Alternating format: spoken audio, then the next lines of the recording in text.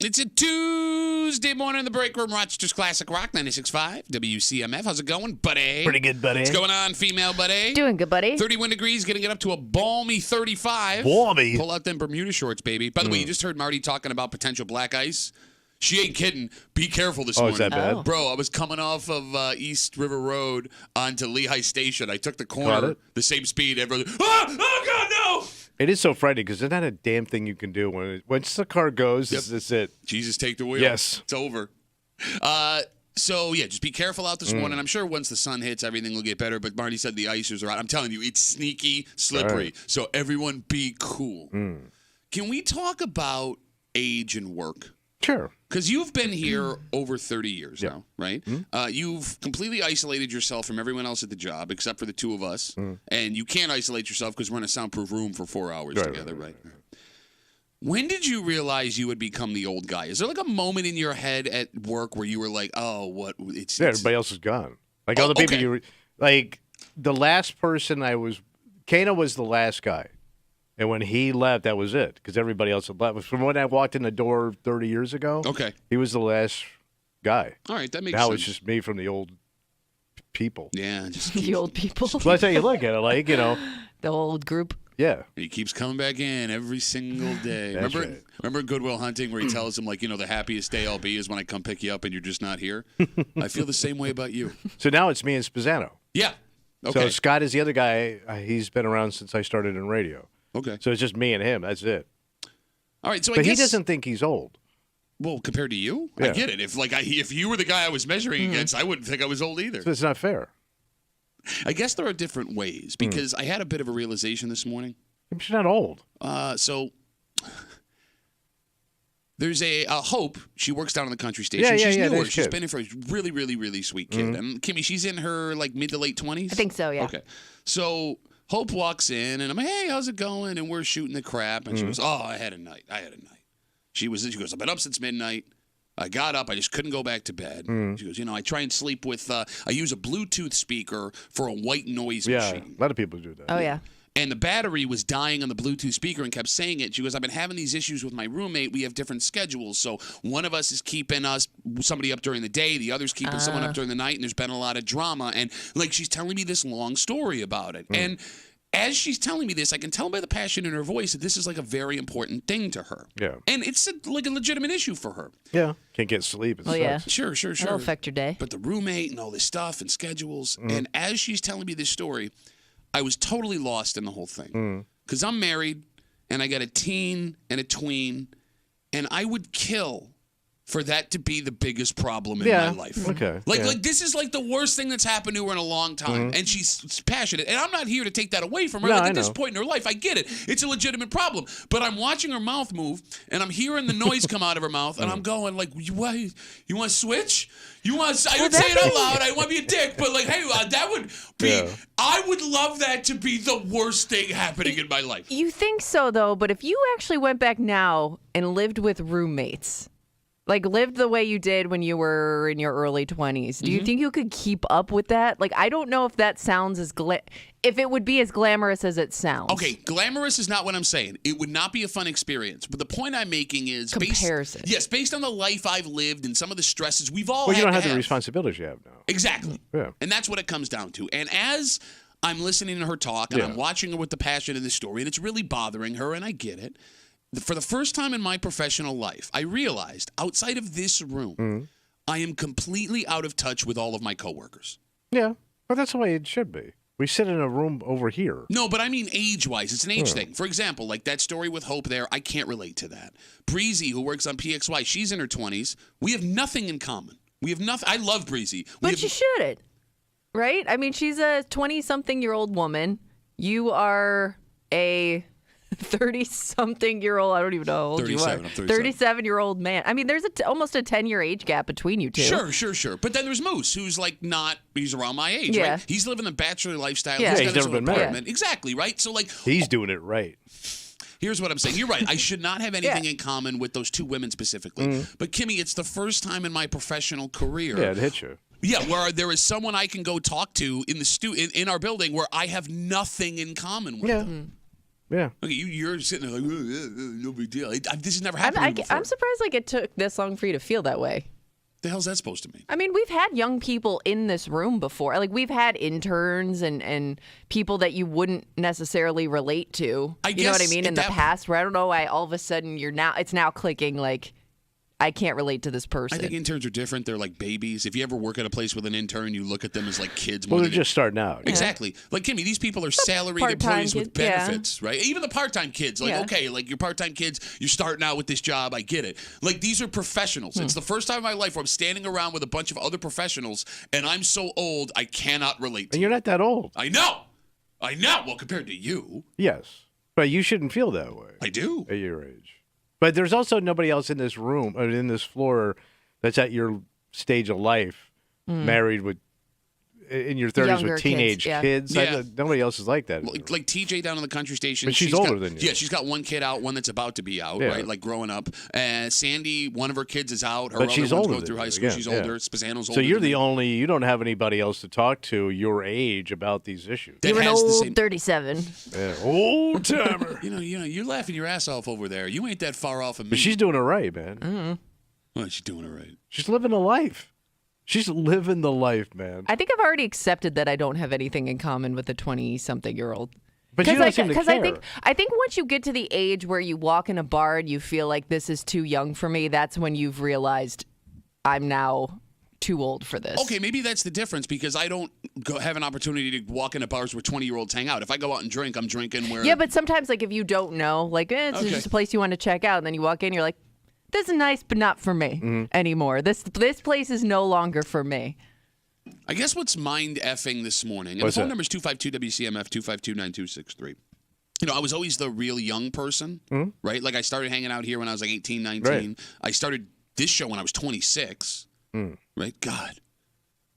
It's the first time in my life that I'm in this spot where I don't have anyone to relate to, and I figured out this morning it's easier to be the young person and talk to the older set than it is to be the out-of-touch person talking to the younger set. Yeah. Oh, yeah. Like, I was always able to relate to you, even though you're significantly older than me, right? We were able to bust balls. Same with all the other old guys and gals that worked here. Like, I don't know why.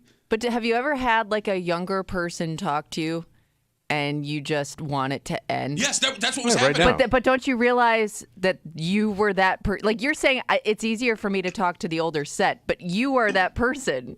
You're that person that they just want the conversation to end. That's a good point. Like you just don't realize it. You're like, oh yeah, I enjoy talking to them. But then you realize, like, are they enjoying it the same way you are? Have we been monsters this whole time? I don't know. Probably. The worst thing that's going to happen to you is you're going to run into people from back in the day. Okay. Right? And you're going to run into them at Wegmans. And the first thing you two will sit there and do is try to remember the last time you saw each other. Okay. Yeah. That's when you know you're old. Yeah. And then you'll both have a different version of the same story, and you'll argue about that. That's when you know your decades are catching up to you. That exact thing happened at your event at Three Heads. Oh, I'm sure. Right, with a couple of guys. Oh, was that somebody saw it? No, it was this. Yeah, it was this. Yeah. That's what you end up doing. Okay, and there's another thing you're forgetting.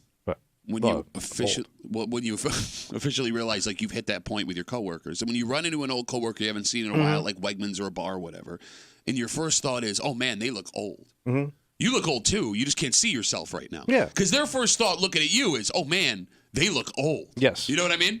Like, I'm starting to realize, because I ran into someone at the Bills game that I went to high school with, and my first thought when I saw him was, "Ooh, they got old." But I got old. Yeah. I just can't see me right now. Hair starts falling apart. Face starts drooping. You've been used to it. Yeah. You've seen the progression. And, like, here's the thing. I know, like, with you, like, I can handle getting uglier. I was never good looking to begin with. You were never a handsome man, right? It's being out of touch that scares me. Oh, why? I don't know. Like, who cares? Because you never thought you'd be that person. Yes, like I think that's what it is. I made fun of you for being that guy, and now I'm becoming that guy to my 20-something-year-old coworkers. And it's going to be worse with your kids. Oh, I'm living through that. I don't think right now. do you care? So, when it comes to you, between you and your kids, though, I don't know if you care as much about looking cool. No, I guess I don't. Here's what's really freaking me out, and I want to know if other moms and dads have had this experience with coworkers. Breezy and Hope, who work down the hall. Those two names alone didn't exist Shut up. Hope has been a name Breezy and forever. Hope was something that you saw on TV. Yeah, it sounds like a CBS 70s like cop drama. Freeze, Breezy and Hope. When I talk to them, it's like I'm talking to my daughters. Yeah. Okay. They talk like my daughters. Yeah, they're probably just an older version of your daughter. Yeah, but like that shouldn't be. I shouldn't be working with my daughters. But you will. I know, but And it's not like, yet. you know. And it shouldn't happen now. Yeah. Like having a conversation with Breezy is like talking to my 13-year-old kid, and I love Breezy to death. I'd lay down in traffic for that kid, but it freaks me the hell because she even has the same problems as my 13-year-old kid. She didn't do her homework? She never does her homework. No, but like she'll come in and like tell me drama that's going on in her life, and I heard this same thing from my 13-year-old daughter last week. I do find them entertaining though. Like when she comes in here and starts melting down about stuff, it's pretty funny. I mean, to your point, like She's serious. And Oh, I'm yeah. thinking at first she's doing a bit. But like, oh man, she's really pissed off about this Even if- non-thing. even if you can't relate, I still enjoy, to an extent, being around somebody that's talking about something completely irrelevant to my life because it does make me feel like it gives me like a window into her world, which I don't ever want to lose. Okay. You know what I mean? Like I don't ever want to like shut that door and not know what younger people are thinking. So Kimmy is sitting here like trying to play it off like she's cool with this whole thing and like, I am what I am, man. It doesn't bother me. You want to be young and cool so Well, bad doesn't still. everybody? Because when Breezy comes in here and Yeah. wants to talk to you, you get so excited. I do. It's like you've been that's chosen what by I the mean. young person. The young person wants to spend time with you. I do. I don't want to be like an unapproachable older person. You know what I mean? Not that I think I'm cool, but I do want to be somebody like that they I don't know, respect, I guess. Is that the word What? I'm looking for? Like, don't you want to be somebody that people at work respect? You don't want respect at work? Well, what is respect? What do you mean by respect? Like, do you think they look at Maybe- you as like an elder statesman? She was once No, a young girl no, in this okay, you business know and what she it is? paved the way. Without Kimmy, we wouldn't. I may not get there with No, you. you know what it is? You know how like there were people at work that maybe not respect, but you just enjoyed being around even though they were Sure. older and you could have a conversation with them and they weren't like unapproachable. I don't want to be unapproachable Okay. to people. Yeah, Okay. me too. But that's what's so funny. You're the most approachable guy here. You just put on this resting Yeah. dick face. Yeah, well, that's why I can't help it. It's just the way my face goes. Constantly man. resting today. It's just my face is just marching towards the floor. Like, I love you sitting here just leaning back, taking this all in because you've been living this for the last 30 years. Yeah. Like, you walked in You've being seen that people guy. come and go. Yeah, I mean, I didn't start in this business till I was 34, and I was like the old Fazuk then, except for the other Fazuk in the room, who was like a fossil at 40. I don't know. I guess so. Like, I guess it's like transition time. I just, I've never been down this road before. I had It's a such- journey, Pat. You have to enjoy the journey. Okay, shut up. Embrace you every dick. dick you meet. All you do is bitch and moan about old guy stuff, and I can feel myself turning into you, and I hate myself for it. But it happens to all of us. We're all in the same path, man. doesn't- It's the same thing, man. It doesn't have to. Well, really? Well, who's the guy that's on a different path? Show him to me. I'm saying, like, you can get older. You just don't have to be like a negative, angry dick about it. Yeah, but it kind of creeps in. It's like hardwired into your body. I will say this: women handle age better than men. You think so? Yeah, I really do. Like they seem more accepting about aging. Like because like guys are just cruel to each other about their age, what they like. When women see each other, they build each other up. Okay. We'll just tear each other down, man. You're And saying then like tear the that guy support's down. there. Yeah. There's no support system with men. No, you're right about that. That's a good call. So maybe that's what we change? What's that? Just be nice to each other. No. No, I'm going to be mean to you, but you got to be nice to me. You ever take a drive out in the country and you see like there'd be like an old barn out there. She's old, leaning to one side, got a hole in the roof, probably got an old chewing tobacco advertisement on the roof that's faded.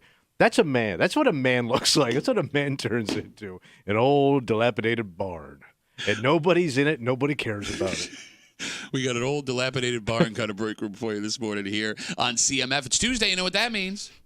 Oh, it's that new hot segment. Where they aging in the hood? Kimmy has got a post from the neighborhood apps that you folks have been sending to her.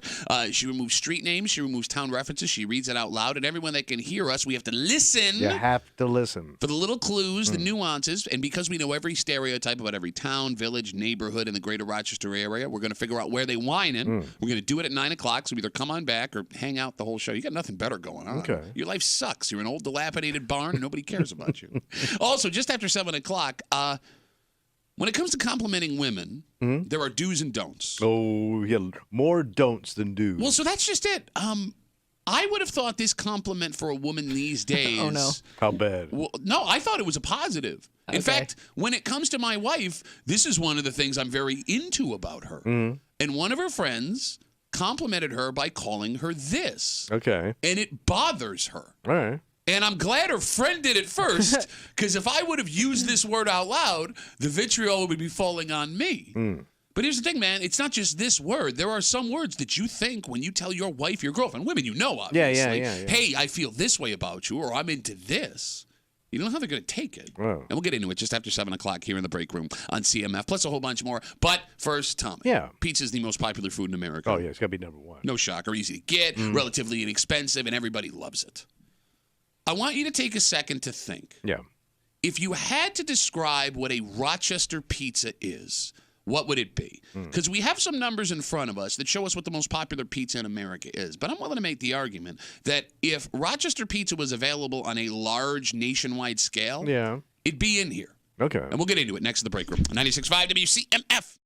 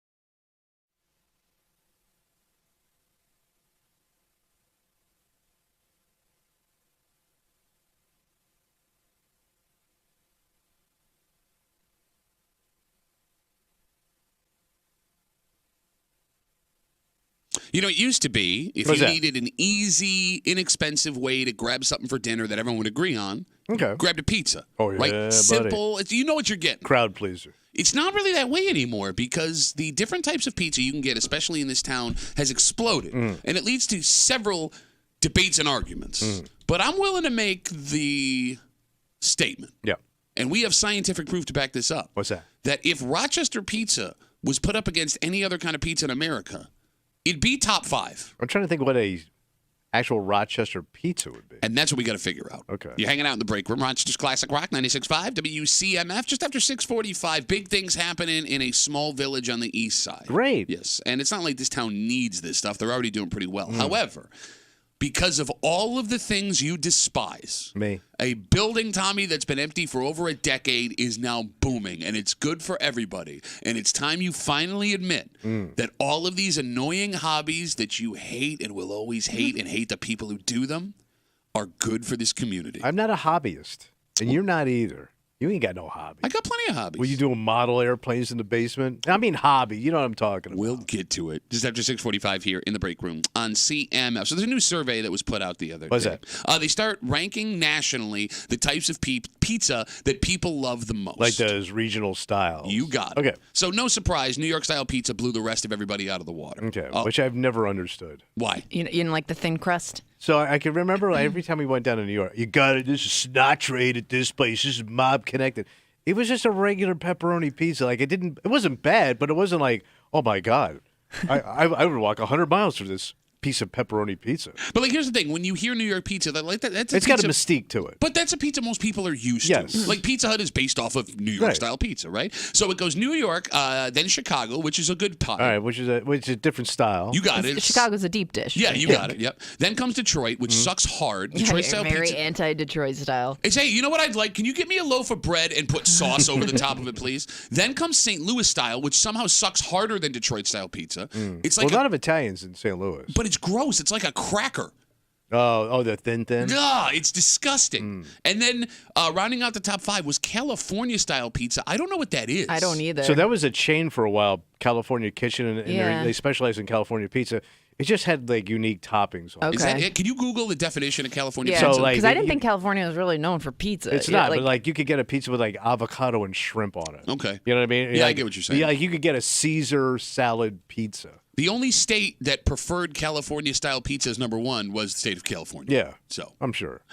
So it says California style pizza is a style of pizza that combines New York and Italian thin crust with toppings from California. Yeah. So there you okay. go. Oh wow. Great. Enjoying your pine nuts.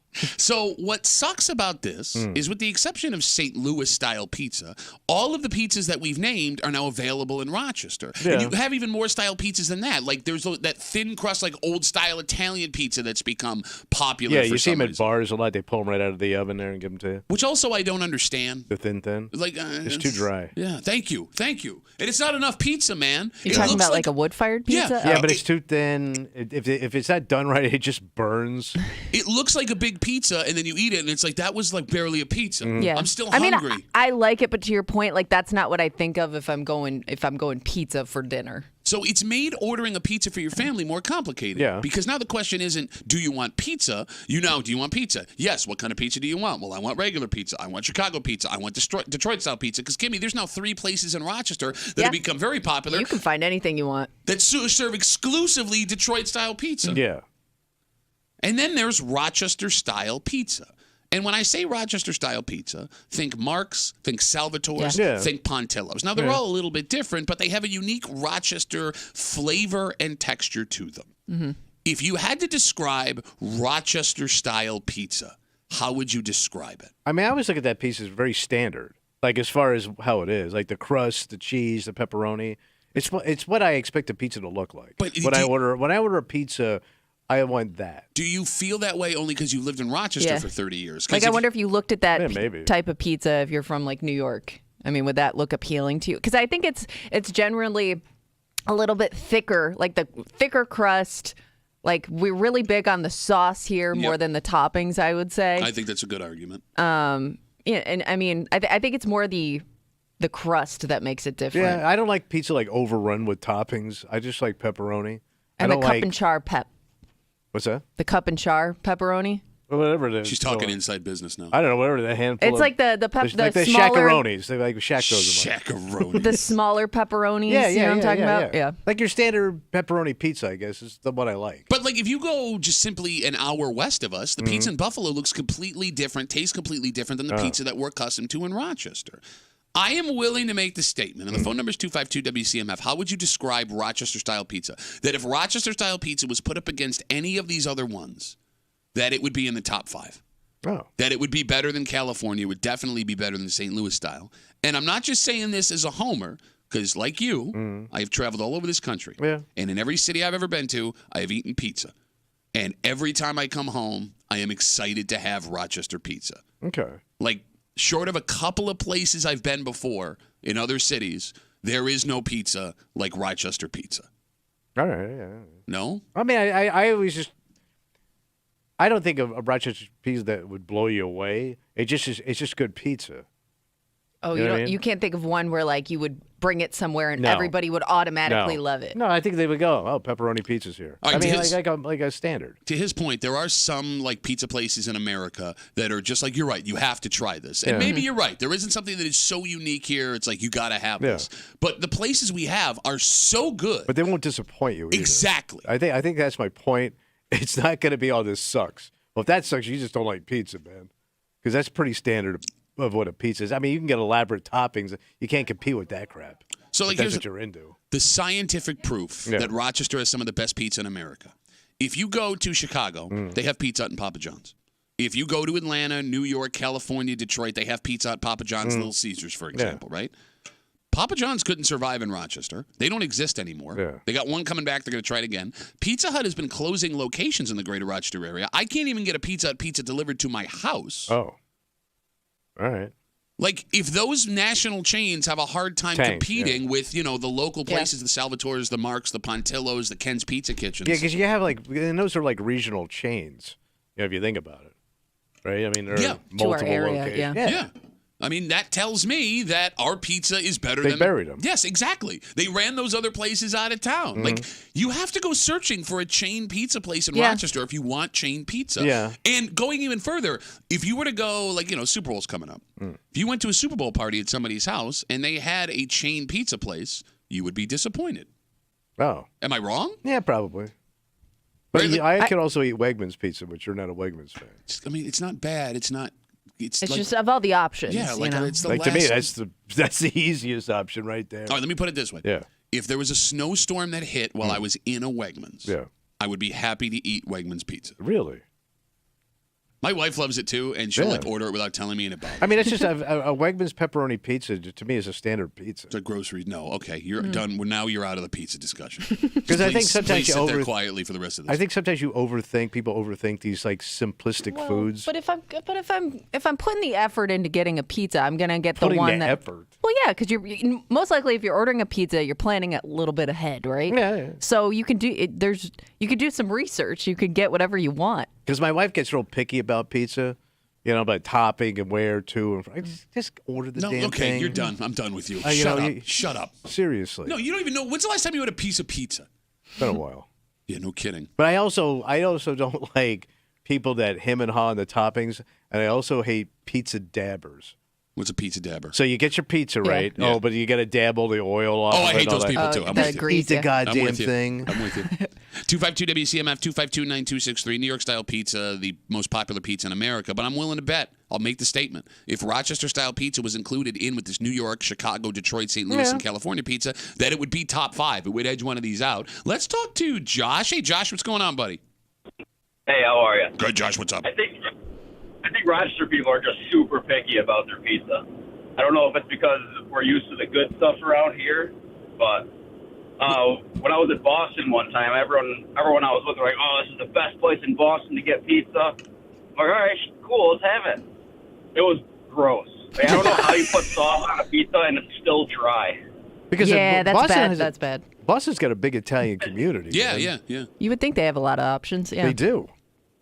Yeah, but do you even look at pizza as an Italian food anymore? I don't. Well, no, but if I'm in an Italian neighborhood, I'm expecting good. If I'm in Little Italy, if I'm in like the north end of Boston, I'm expecting to get good pizza. No, but to Josh's point, like, I mean, those little pizzas we just talked about, right, Josh? Like those wood-fired pizzas. Yeah. Like, those are standard Italian pizzas, and you're right, they're dry. How do you put sauce on something and it's still dry? Yeah, it evaporates. Don't make sense. Like, it took the Italians giving us the pizza for everyone else to improve it for them. All right. Well, I wonder what pizza's like in Italy, then. Josh, thanks for the call, buddy. I really appreciate it. That's a good question. Like, I wonder if you went to Italy and you ate a pizza, you might go, man, it sucks. Because I can remember, like, once in a while, my parents knew these people that were off the boat that they made friends with, and they would make authentic Italian food. As a little kid, I would go, this sucks. Yeah. Like, where's the sauce and meatballs and, but like, that probably happens when you go to a lot of countries. pounded like, cheese. You know what I mean? I want real Italian food, not your made-up stuff. You want the American style. Yes. Well, but no, to your point, Kimmy, like if you think of any ethnic food, like we wouldn't want Chinese food that Chinese people eat. Probably not. Same thing with Mexican food. Yeah, all of it's Americanized for us, right? So like, we fatten it up nice. We do. We fatten it up. Well, it could also be you have you tone down the rootsiness. Yes. But I think, even in some kind of American food, like there's a difference between soul food you go down and get in the South and soul food you get from like a restaurant that makes it up here, right? Like it's an acquired taste. Like you don't see a lot of pig's feet on a menu here. Ooh, I love pig's feet. You and me both. Mm-hmm. And I would kill for a good pig's foot. Bottle of beer and a pig foot. Worst Billy Joel song ever. That's an actual song. Wait, seriously? Give me a bottle of beer and a pig's foot is an actual tune. All right. Yeah. It's a good tune. No, I know it sounds good. And then you'll want one after you hear it. Also sounds delicious. And, we do things a little bit differently in Rochester in all kinds of ways. For example, we have a very eclectic, wide-ranging amount of things to do if you're looking at kill time. Yeah. 3 of the most popular things in Rochester have come together in separate businesses to save a building that has been completely empty for over a decade. So it's going to be in one building. Oh, it's there. It's open. It's ready to roll. Fantastic. And it is time for you to finally admit, Tommy, these 3 things that you despise, that you think all hipsters do, that if somebody were to tell you they participated in one of these 3 things, you'd hate them immediately. That if it weren't for these things, Rochester would look a lot different. And be a lot worse off. We'll tell you what's going on in this East Side Village next to the break room on 96.5 WCMF.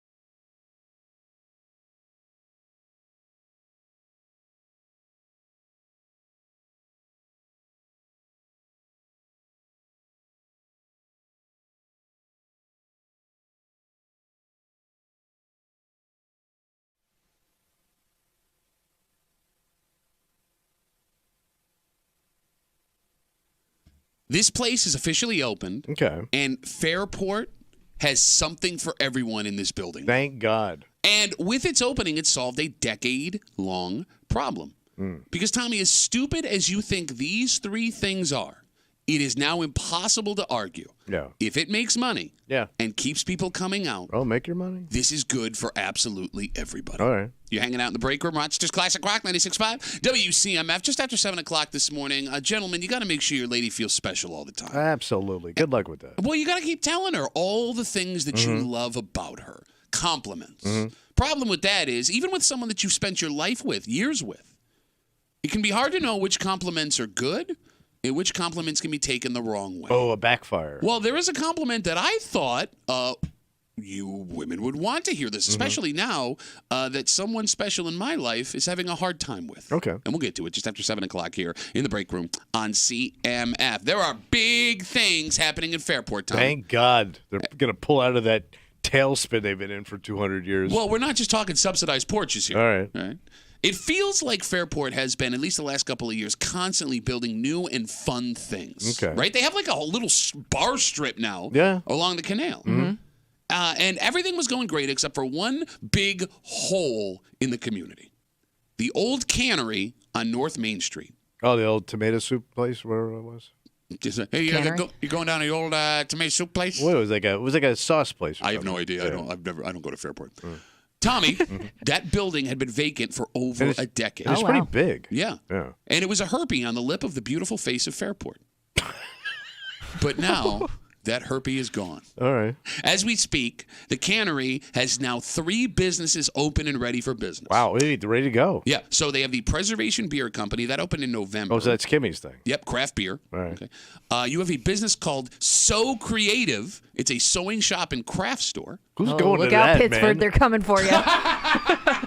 What woman is sewing? It's become very popular again. Yeah. Well, sewing, just crafts in general. Are very Yeah, popular. it's probably got a range of stuff. So What's it called? So Creative? So Creative, which is a very creative name. Yeah. So you have a craft beer place, you have a craft store, and the piece de resistance. What's that? Pickleball, baby. Oh, yeah. put a pickle in it. Yep, the Fairport Pickleball Club is now operating in a giant space inside the old cannery. Yeah, I was about to say, as well. that place is gigantic, man. That's a great idea, that pickleball. So you got 3 hobbies, Tommy, that you despise. Yes. And you hate All in under one roof. Tommy, you hate everybody that participates in any of these things. You believe that these are a waste of time and a waste of money. And if it weren't for these 3 things that you hate and kill every time they come up on the show, this building would still be empty that's been empty for over 12 years. Well, at least we can just shove them all over into a corner and go do your thing. It's down the street from you, man. I know. Look, as we speak, there is only a corner space available left in that cannery building, and the developer says What other douchey thing can we put in there? that is slated to be a restaurant and bar. Okay. It'll be some like weird-ass fusion food that You know hate it too. is. So, I mean, this building that's been empty for that long could be filled all the way up. Oh, my God. Full of, as you put it, douchey hobbies. Go downtown for some duck nachos. Tell me you wouldn't eat duck nachos. I probably would. I would eat some duck nachos. I would want to be seen, though. I would do it in private. Admit it. As dumb as you Oh, think. it'll hit. I'm saying even with this, as dumb as you think these hobbies are, as much as you hate all of them and the people that participate in them, they are good for all of us. Yeah. Oh, yeah. 'Cause, Tommy, Get their money. there are now people that have jobs with these mom and pop businesses. The village of Fairport not only got rid of that massive hole they had forever, but they're going to make money on property taxes in this full-ass building. Yeah. It also gives folks in the area more stuff to do, making that place a more attractive community to live in. Without this stuff, half of the greater Rochester area would be empty buildings, and that would be terrible for everybody. I agree. So if you can apologize to all the hipsters you made fun of for I all am these years. sorry, you duck nacho douche.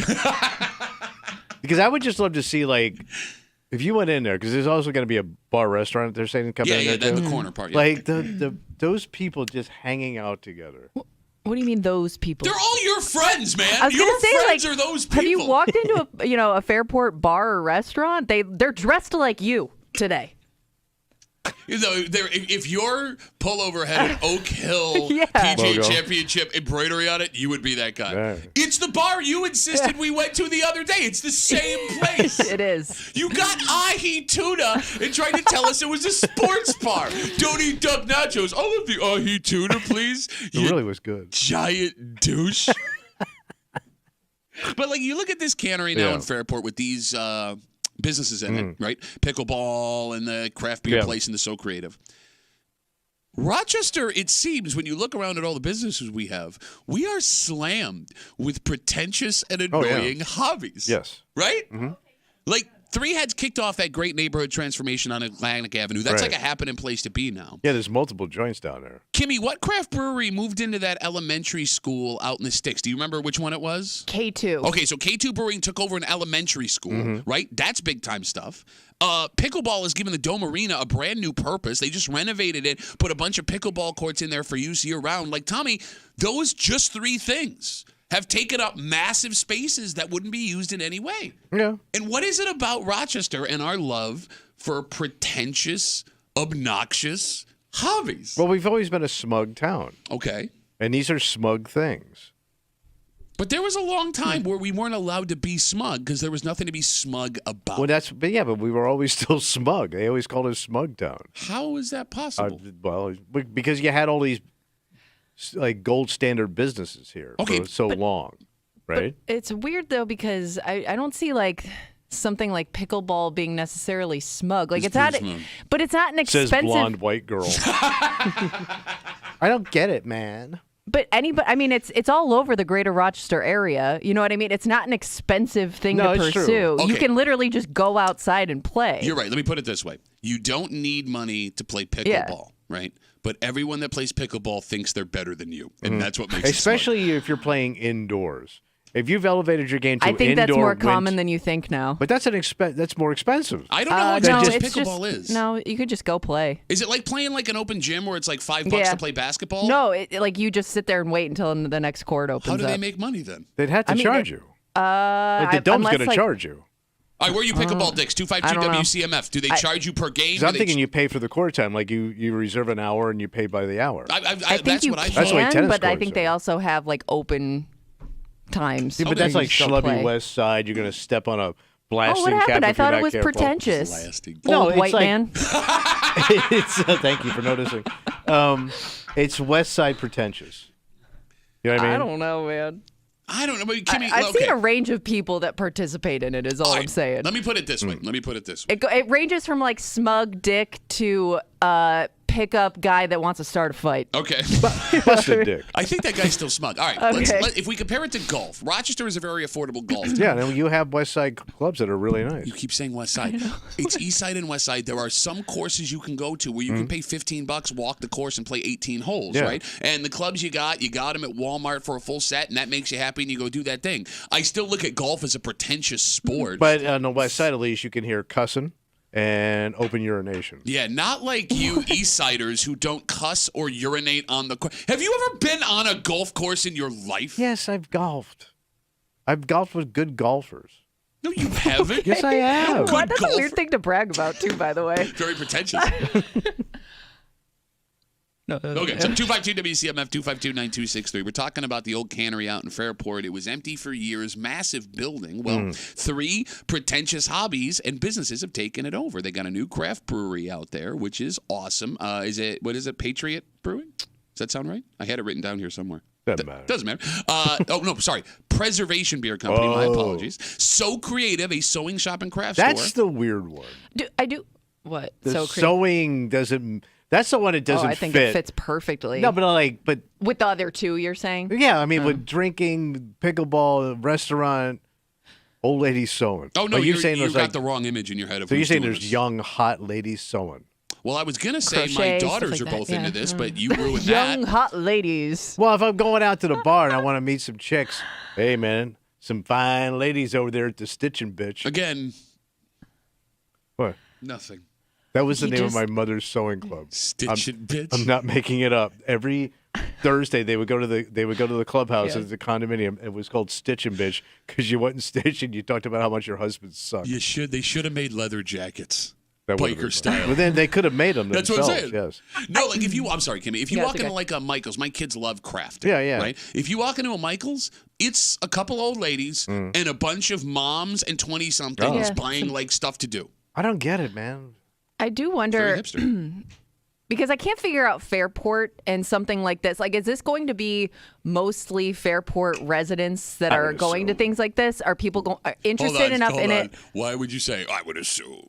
Bro, who else is traveling for the beer? Well, I don't know. mean, Like, I feel like Fairport's kind of become like this little destination for people, and I'm wondering, like, if they got the music fest Pretentious ass. and the Canal Fest. Can't afford to go to Fairport if you're not from Fairport. It's an expensive town. like, I bro. wonder if this will bring in, people from all around the greater Rochester area, or if it's mostly aimed at and going to be occupied by people that live there. You know what's funny about Fairport? If you didn't grow up around Fairport, you don't know anything about Fairport. It's a foreign place. It is. It's like a little island because you have to drive through East Rochester, Yeah. right? There's nothing there, and all of a sudden you come upon like the land of Oz of Fairport. Yeah. Yeah, that's a good point. You know what I mean? Because I grew up here. I know everything about most every town. I know nothing about Fairport. Yeah, you got to go through the ghettos of East Rochester. Is that Wegmans from 1945? It is. Yes, it is. Is that a gas station that sells seafood? It has some weird combo. Bro, you're right. Think about all the things you have to pass. Old school Wegmans, the former seafood Different gas world. station, the bowling alley, which you very rarely Yeah. see Yeah, anymore. right. And then all of a sudden, and then that tiny itty bitty mom and pop gas station on the corner in Fairport, and then you're in this land of bars and. It's a country club. Yeah. Yeah. It is the weirdest thing. How about this? I've never driven past the village of Fairport. I don't know what's on the other side of that's where the world ends. Yeah. Yeah. That, Well, it kind of does, because that's like the last fancy place. if I was Columbus, that's where my map would stop. I would have to ask the King of Spain for money to continue going past that point in Fairport. But here's the thing, I want to like Fairport. I love Fairport. It's nice. No, but you just talked about how pretentious Yeah, I and know, douchey I know. it is. Yeah, but I like it. I mean, we've got buddies out that way. They're all pretentious and douchey. They are. That's why I like them. Is there part of you that's a little bit jealous when people talk about Fairport because it's kind of It's it's the young- getting more attention than Pittsford? It's Well- the young person's Pittsford. yeah. Yeah. And it's growing, and they're getting all this It's new stuff. Philadelphia. You know what I mean? Oh, here we go. Philadelphia's, it ain't New York, man. I would argue that Fairport's way more popular than Pittsford, right? But no, Oh, yeah. they don't have the bank of the cachet. Sure they do. I don't know. They have Bro. a ton. I don't know about that. I've never been to It's the difference between having money and driving a Jeep Cherokee or driving a Maserati. Way different. Is it? Well, if you look Like at, I told you, Fairport is a town looking for a beach. what does that even mean? I don't They know. want to be Canandaigua, but they're not close enough to anything. See, here's the thing. And it's nice. The homes are gorgeous. They're very picturesque. You know, Pittsford shot itself in the foot, and this is why Fairport Yeah, is but it taking was the a lead. silver bullet. It's getting older. Oh, It's yeah. not just that, Kimmy.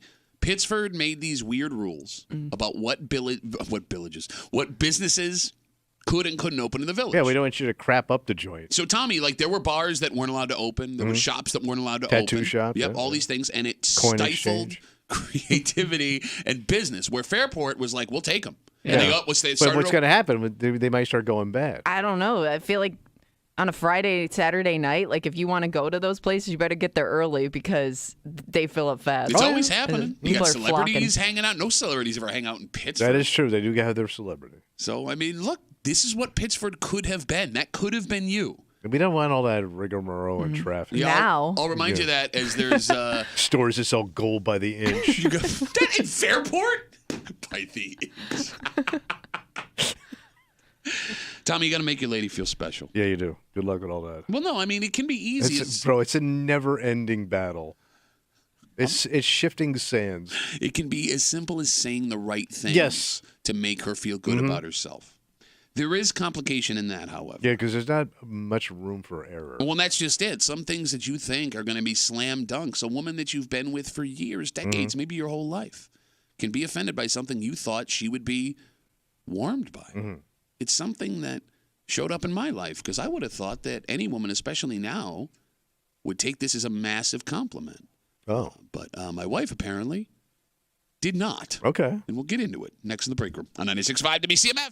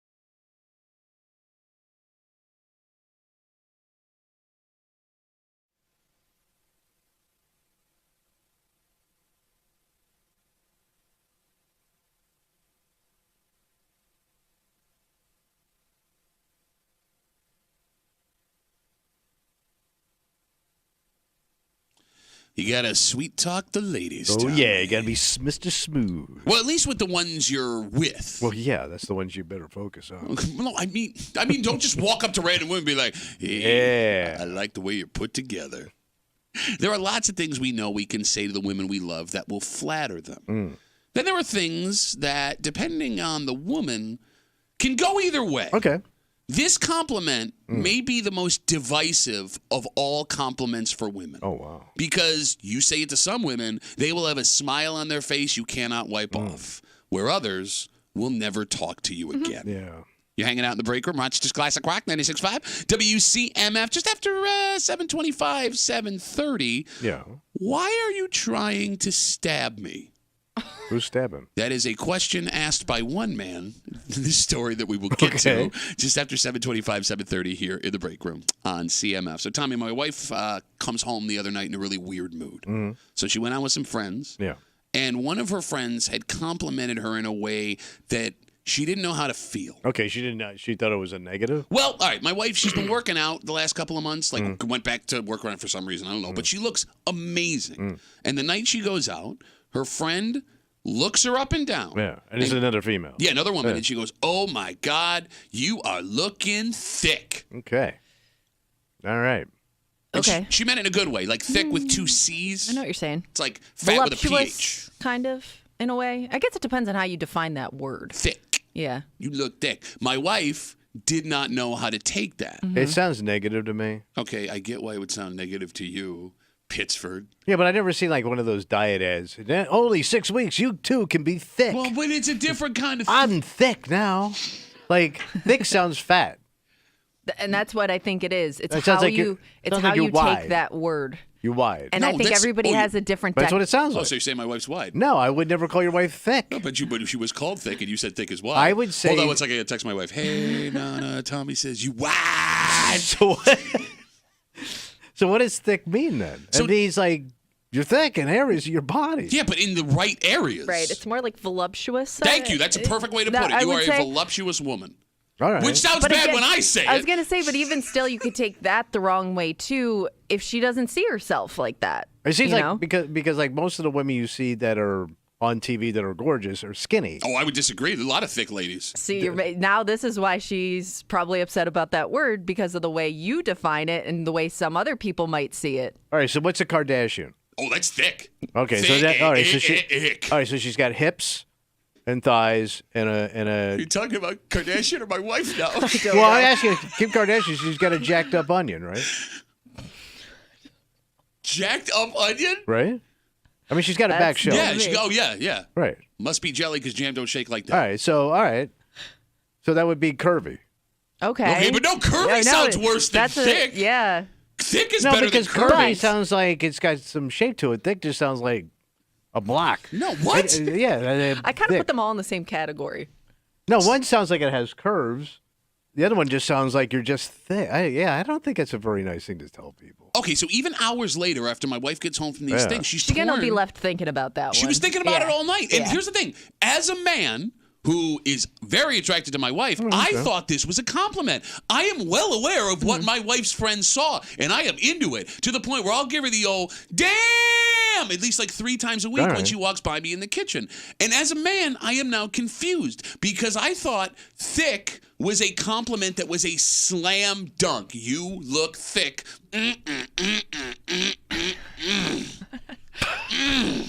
Is it possibly taken a little differently, too, because it came from another woman? But I would think that's safe. I would think any woman complimenting another Yeah, woman. but she's pointing out your body, and your wife, like you said, to your point earlier, has been working out more, so maybe she was trying to get away from the word thick, and then that word was used. No, but I mean, like, thick is one of her best attributes, in my humble opinion. You know, outside of the brilliance and But the she The might doctor not thing? see that.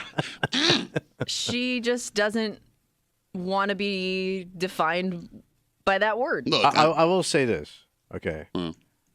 buckle up, everybody. The word sounds a little low end. Low end. Yeah, What is trashy. Oh. Well, Yeah. Oh. It sounds like a negative to me.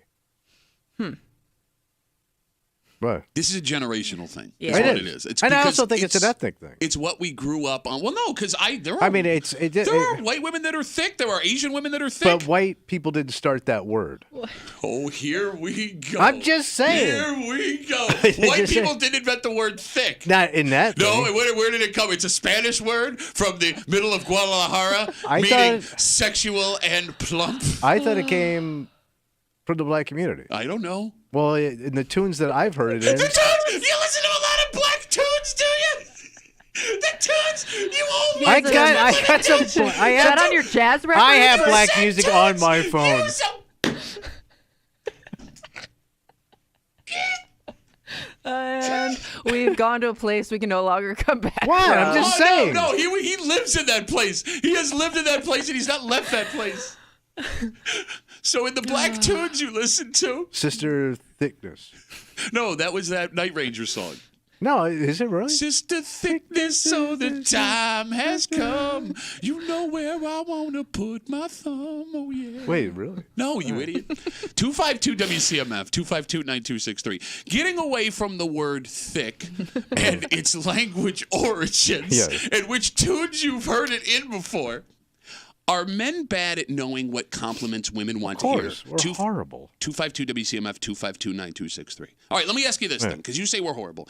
Tommy, what is the easiest slam dunk, no issues, physical compliment you can A give physical compliment to a woman. your wife or girlfriend, someone that you are committed to? I would say like their hair or something like that. What would you Their hair say? done. Like, give me something you would say to I her. like your new hairdo. I like what you've done with your hair. It looks great. That's not. That's But that's so, a safe one. But it's milquetoast. It doesn't do anything. Yeah, but it's also away from the sexy parts. But don't you want to talk sexy parts Okay, but that could get creepy and it can get disgusting. with a No, guy? but somebody that you're dating, somebody that or is that what you're Yeah, saying? yeah, like yeah, you're in a you could committed say to, like, relationship. your I mean, you could girlfriend or say wife. Or, that outfit looks great on you, but you got to. But you're not complimenting her. You're complimenting the outfit. No, but I'm saying that looks great on you. Like you can really pull that off. You can always say, most women couldn't pull that off. But you so thick, it looks so good. Yeah, there you go. what if you said you look fit? Fit? That sounds weird. I'm trying to think though of a way. Sounds like what a gym teacher would creepily say to like a No. kid he shouldn't say it to. You're looking fit this season. You've been running Well, sprints. especially, but if you know that she's been working out, trying to get healthy, like I would say like you look fit. Can I say is- trim?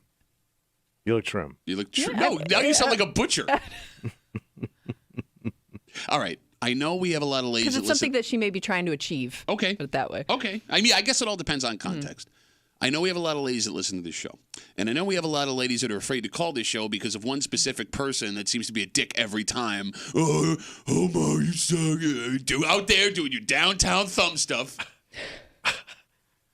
To you ladies listening, 252 WCMF, if you want to call, we got you. If you want to write, you can stay anonymous. What is the easiest slam dunk compliment, sexual compliment your husband or boyfriend can give you? Because we need help. Because you hear two men in this room that have been married, one multiple times, me almost 14 years, and I'm clueless as to what's working and what's not working. Like, Kimmy, what's the best physical, sexual compliment your husband could give you where he's not getting in trouble? Even Kimmy's afraid to offend herself.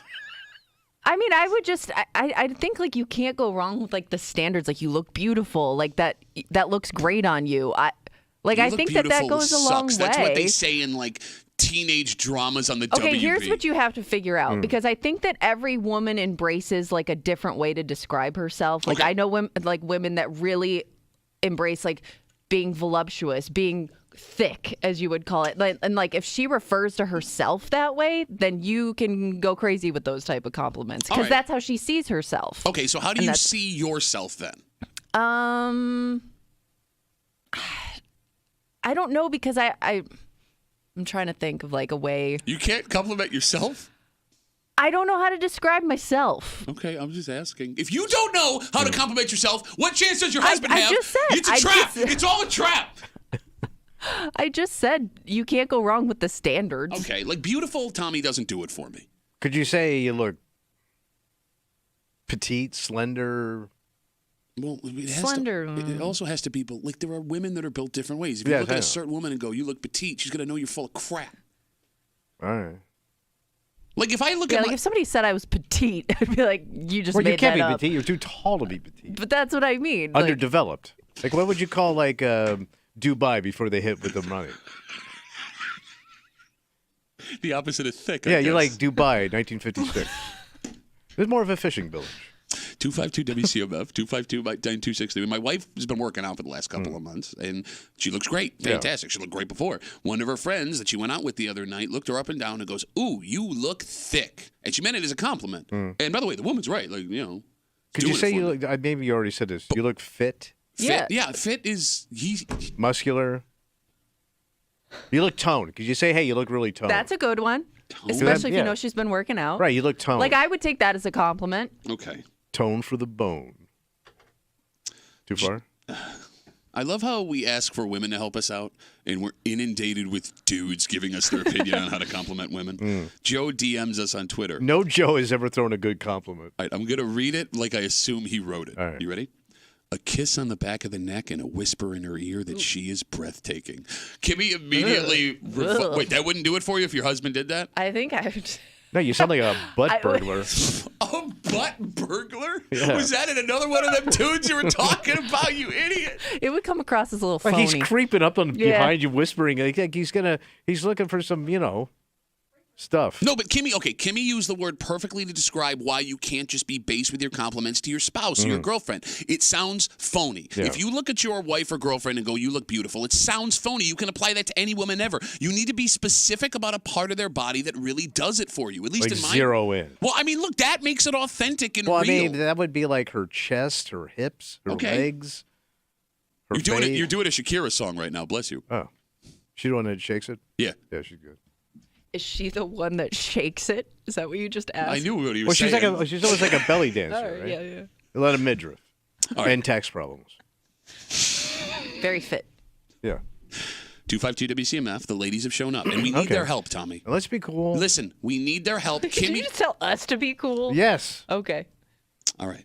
The question was, what is the slam dunk compliment a man in a committed relationship, physical, can give to their spouse that's going to go okay? It's not going to be controversial. Let's talk to Sarah. Hey, Sarah, how's it going? Good. How are you? All right, good. What do you got for us, Sarah? All right. Yeah, because I can't be long. I'm getting ready to order coffee here. But honestly, if a man said to me, "Wow, you look absolutely gorgeous," that would do it. All right. So it's that easy? That's pretty. That's a blanket statement, Yeah. right? But, I mean, Sarah... No, just the word gorgeous. Think gorgeous. Like gorgeous is a step up from beautiful. And it's, I don't know. That's what I would love to hear. So could you say stunning? You look stunning. That would work too. Yeah. But, Sarah, I can say that to You any can't woman. but you can't go wrong saying But something like it that. seems It's a blanket. inauthentic. Like, I could look at any woman, Sarah, and go, "You look gorgeous." Well, and don't. They would. No, obviously. I'm saying, like, if I were to go up in a bar, Sarah, and talk to 5 different women as a single man, I could go, "You're gorgeous, you're gorgeous, you're gorgeous, you're gorgeous." It's not going to mean the same. I think it still means something coming from somebody you're in a committed relationship with. Could I say and lovely? again, too, right. I've been in a relationship for a while, so it would mean a lot. You guys are awesome. Kimmy, I love you. I love all 3 of you, but I'm next in line to order coffee. So I have All right, enjoy your coffee. Thank you Have for a the great call. day. You too. Thank you, Sarah. I wanted to know what part of her body she likes the most. Women hate their bodies. Well, all right, I'm going to turn Like the most hottest woman hates her body. the most hottest. The most hottest. Are you the most hottest in a woman's? But they hate something about their bodies. You got to blame men for that. No. Look, I get it. I get that women get insecure about their bodies, especially as they get older, right? We've had this discussion before. We've talked to women about it, and it's a shame. Yeah, because you're they all- start to fug up. It's fugly. Fine, let's just be safe. Too close. Yes. Way too close. All right. Which is weird because that was that title of that old tune that he was talking about back in the day. You idiot. You idiot. What? Kimmy, Yeah. what is your favorite part of your body? Look, we're doing research here. I think I've always had good abs. Okay. All right. Jump on. Well, you go got ahead. quiet real quick, you Go bitch ahead. ass bitch. You're such a bitch. Well, here you No, like say that's nothing. like the one part of my body where I've never been self-conscious about. Well, you're a thin person. You know what it is too, being like a chubby kid. When I finally stretched out, I was like, "Hey, there's abs there." Okay, all so right. it's kind of like one of those And those are things hard to where I was, just kind of like I admired it about myself. So you have a muscular torso. How did you make that creepier? Well, that's it's what not you're saying, even, right? It's not even really that muscular. It's just slightly toned. I So, don't know. if your husband, why you have a really toned tummy? No, but you can't. God, I just got a bad taste in my mouth. What is But again, wrong I think with that you? goes. If he said you're looking very fit, that would kind of cover that. Okay. Okay. Kimmy, what is the one part of your body you think your husband would be full of crap if he complimented? Do I have to say it out No, loud? I'm asking. No, go ahead. You say what you're going to say. If he commented on my chest in some Okay, way. but look, just because, and I'm not saying this about you. I'm not saying about this about you. Just because a woman has small breasts doesn't mean she has good nor bad-looking breasts. There are Okay. small, good-looking It breasts. would just be something weird to point out. Well, yeah, And if he it's was like, small. honey, I love your honkers. Yeah, like that would be. But smaller breasts hold up better as you age. Okay. And Oh my God. them big meaty How ones. have you managed to say the Those wrong are going to thing? hold up. No, if you got big meaty jugs, they're going to age bad. Where if you got perky nerpies, they're going to hold up. Perky nerpies? What is wrong with you? I can't look at you now for the rest of the show. You have somehow managed to say the worst thing every time you've opened your mouth during this discussion. It's a talent like everything. Holy crap. You Going also just gave somebody like another word to use to describe perky nerpies. Those are looking perky today. Bro, that's what like a 4-year-old says that doesn't understand what breasts are called. She's got perky nerpies. Why do the discussions in this room always end up like a 5th grade back of a school bus? I don't know. Kyle writes us, this whole thing started with the word. Can't wait to hear from a Kyle on this. Whole thing started with the word thick. Yeah. And if calling a woman thick is a compliment. Kyle writes, the only time you should call a girl thick is when you're talking about their ass. Otherwise, I see most girls offended when you call them thick. But I always thought thick was an ass compliment. I thought thick also kind of Incorporates the everything. thighs and Well, yeah, you know, thick that thighs, whole man. like, Yeah, that area. Yeah, what's wrong with that? But I don't think most women want to be called a thunder thigh. no, that's not what you're saying. But you kind of idiot. you could interpret it that way, No saying woman- I have thick thighs. No woman has ever used the term thunder thighs. In fact, no man over the age of 10 until you came back started saying thunder thighs. But that's what it means. No, it's not. But you can interpret it that way. Guys, I remember there was another thing people used to say out in the Midwest. Okay. Corn fed. Oh, she looks corn fed. Yeah, I've heard that. Which most people would say, she's voluptuous, but that sounds like I wouldn't sound think of fat. that word that way. you sound like you're a fat woman. You're a big fat farm woman or something. But when you keep Fat down on a farm. sound like a Jimmy Dean commercial. I have a wife. She's a little thick. She's a little fat around the farm. Going back to that, asking Kimmy what part of her body would she think her husband's full of crap complimenting, she says her chest, right? Sure. That is the biggest difference between men and women. Yeah. Is there are parts of your wife's girlfriend's body that you can compliment, and they will know immediately that you're lying. Whereas men will take any compliment they hear from their girlfriends or wives and believe it immediately, even if it's an obvious lie. For example, how many men listening right now actually believe their wives want them pudgy because one time they told them, "Oh, you look better with a belly," or "You look better, you look Filled out. Yeah, stronger. It makes me feel like I'm a strong man." How many guys listening right now have been told by their wives or girlfriends they look better bald, and they actually believe that's the case? And it's bad enough we as men believe it, Yeah. but then we will repeat it to other people when it comes up. My wife likes me heavier. My wife likes me bald. She likes the dad bod. Yeah, she doesn't. She Well, doesn't. she might. I don't know. Okay, Kimmy. We Yeah, found so- out dad bod very popular. No, but you didn't marry a dad bod. That's what it turned into.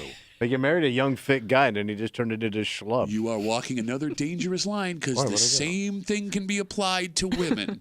You didn't marry what she is. You married something else. But women always make an attempt to maintain themselves, where guys will just let it go. That's a fair statement. Yeah, no, women are always concerned how they look. You're right about that. All right, so in this whole discussion, Yeah. we learned that there isn't a safe sexual compliment you can give your spouse, even No. if you know them very well. It's dynamite. Because even Kimmy, when asked to give us a compliment no, about her like I body, said, it took her 10 minutes to get to abs. But I also said there are certain things you can't go wrong with. And you guys were like, no, don't like it. Too generic. It is. Look, if I'm going to give you a compliment as someone that sees you every single day and shares a bed with you, it's got to be one that stands out, right? I'm not writing a greeting card for Hallmark. I'm trying to tell the woman I love how I feel about her. Just don't Yeah, make but it maybe- too deep of a cut. Yeah.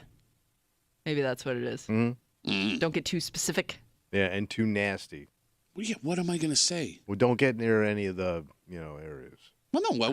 Would a woman not want a compliment on that? Women are the most. No, but you shouldn't say anything. Hold on. We had a story the other day that talked about how insecure both men and women are about how their genitals look. Women, especially, Kimmy, because they run the gambit. Yeah, Right? there's not really a standard. Yeah, I mean, like, if you remember the first one you ever saw, and then you remember the second one you ever saw, and you thought the second one had a problem. You remember what I'm saying? Right. Okay. I would think that if you were to share with your partner that you appreciate what that looks like, that would go a long way. I think you could be open with your partner about stuff like that. But does she Just want to time hear and that? place, though. Does some woman want You're to not hear? in Wegmans. But does a woman want to hear what your opinion is of her crotch? If it's positive, I think it's delicious. It is succulent. I love all four of your lips. That is and I wasn't talking about your mouth.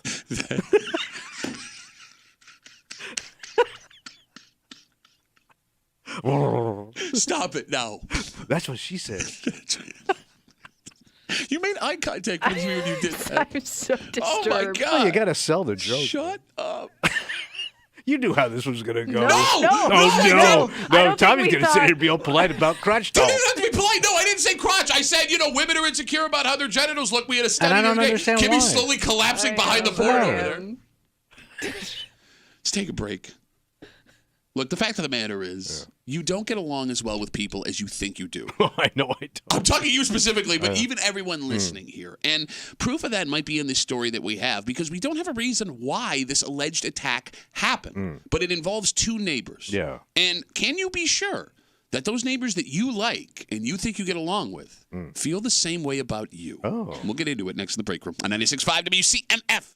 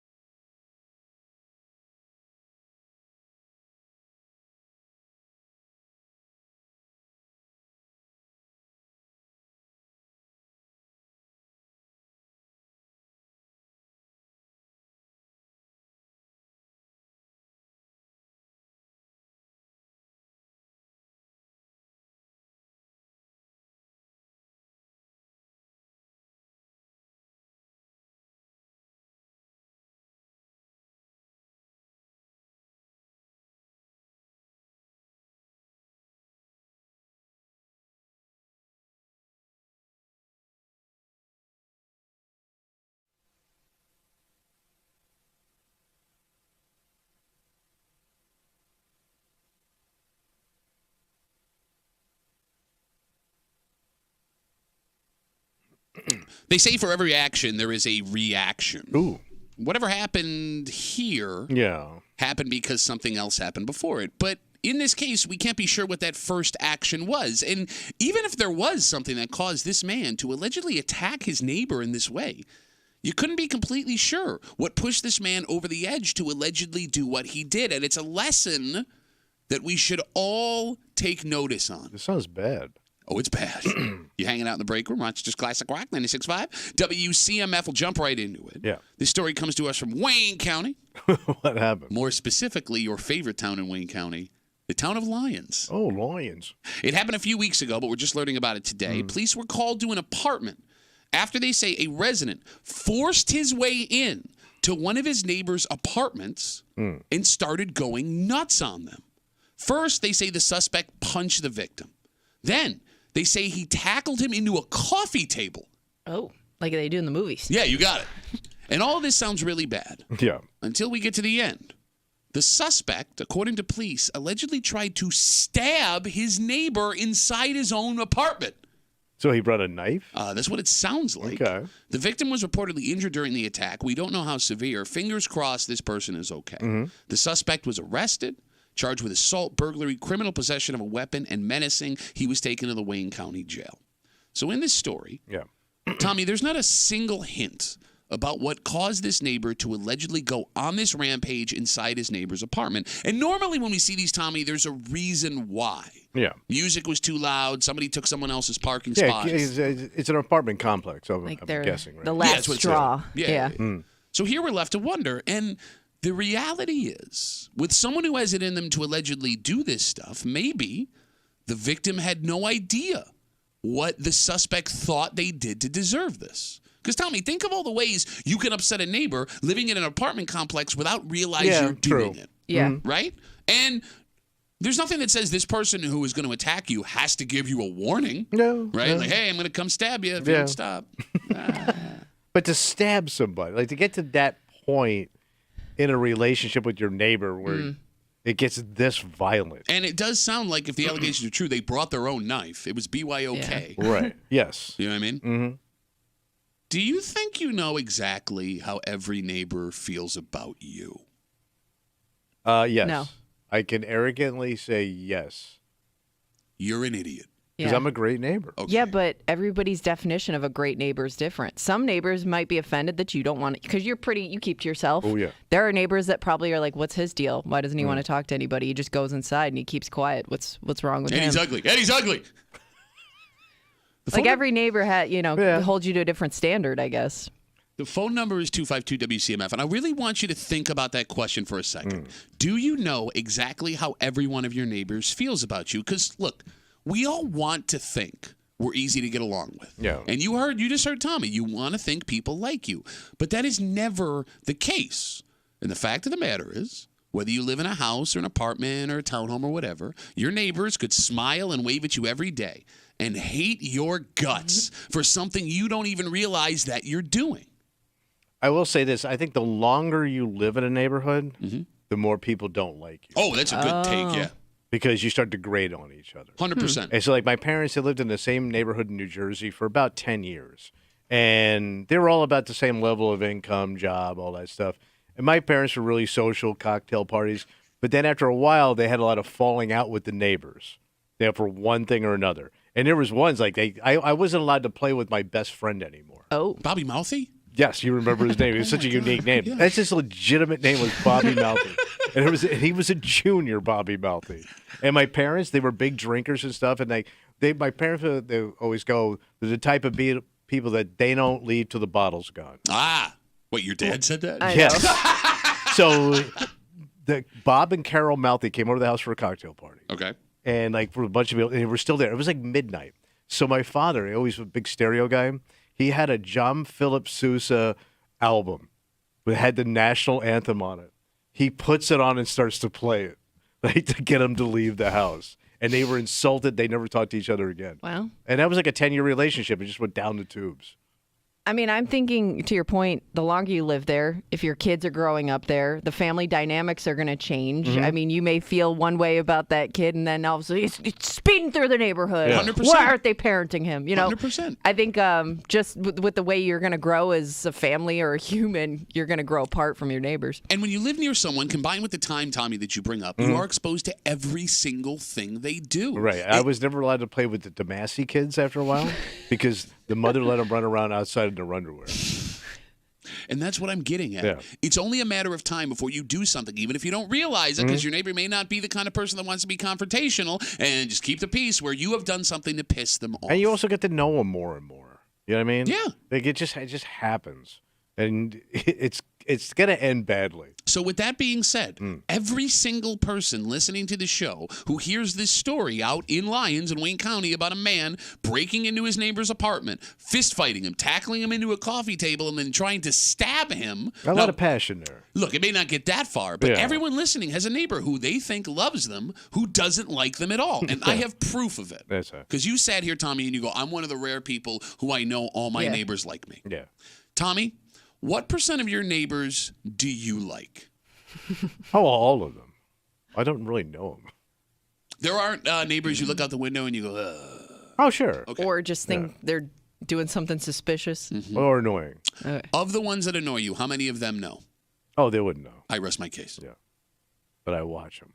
No, but that's what I'm saying. Like, if you sit here and go, all my neighbors like me, right? And then you have neighbors who you're kind to and wave to and you find them annoying or you don't like them, it is without a doubt 100% the same going the other way from someone else in your neighborhood. Yeah, probably. No, not probably. Definitely. But Definitely. I always like when I lived in Webster and I lived by myself, for that period of time. It was like 7 or 10 years. I think. Yeah. But I was always like trying to be nice to everybody Okay. because I was alone and when my house had burned down without them telling me. No, look, you can try and be nice to people. You're still going to do annoying stuff. For example, let's bring up Webster because you lived in a giant house, 3-bedroom house, by yourself. Yeah. You would be drunk outside on a regular basis. Yes. You would bring all kinds of strange women back there. You would allow me to house sit for you and then bring strange women back to your house. Yes. There were constantly people in and out of that place. You had a party where one of your friends drove over your neighbor's yeah. lawn and left. They also drove over one of my other friends' cars. Okay. Like, it only takes one of those things for your neighbors to not like you. How do you sit here with all of that and be like, no, they all love me all the time? I also had a pony in my backyard at one point.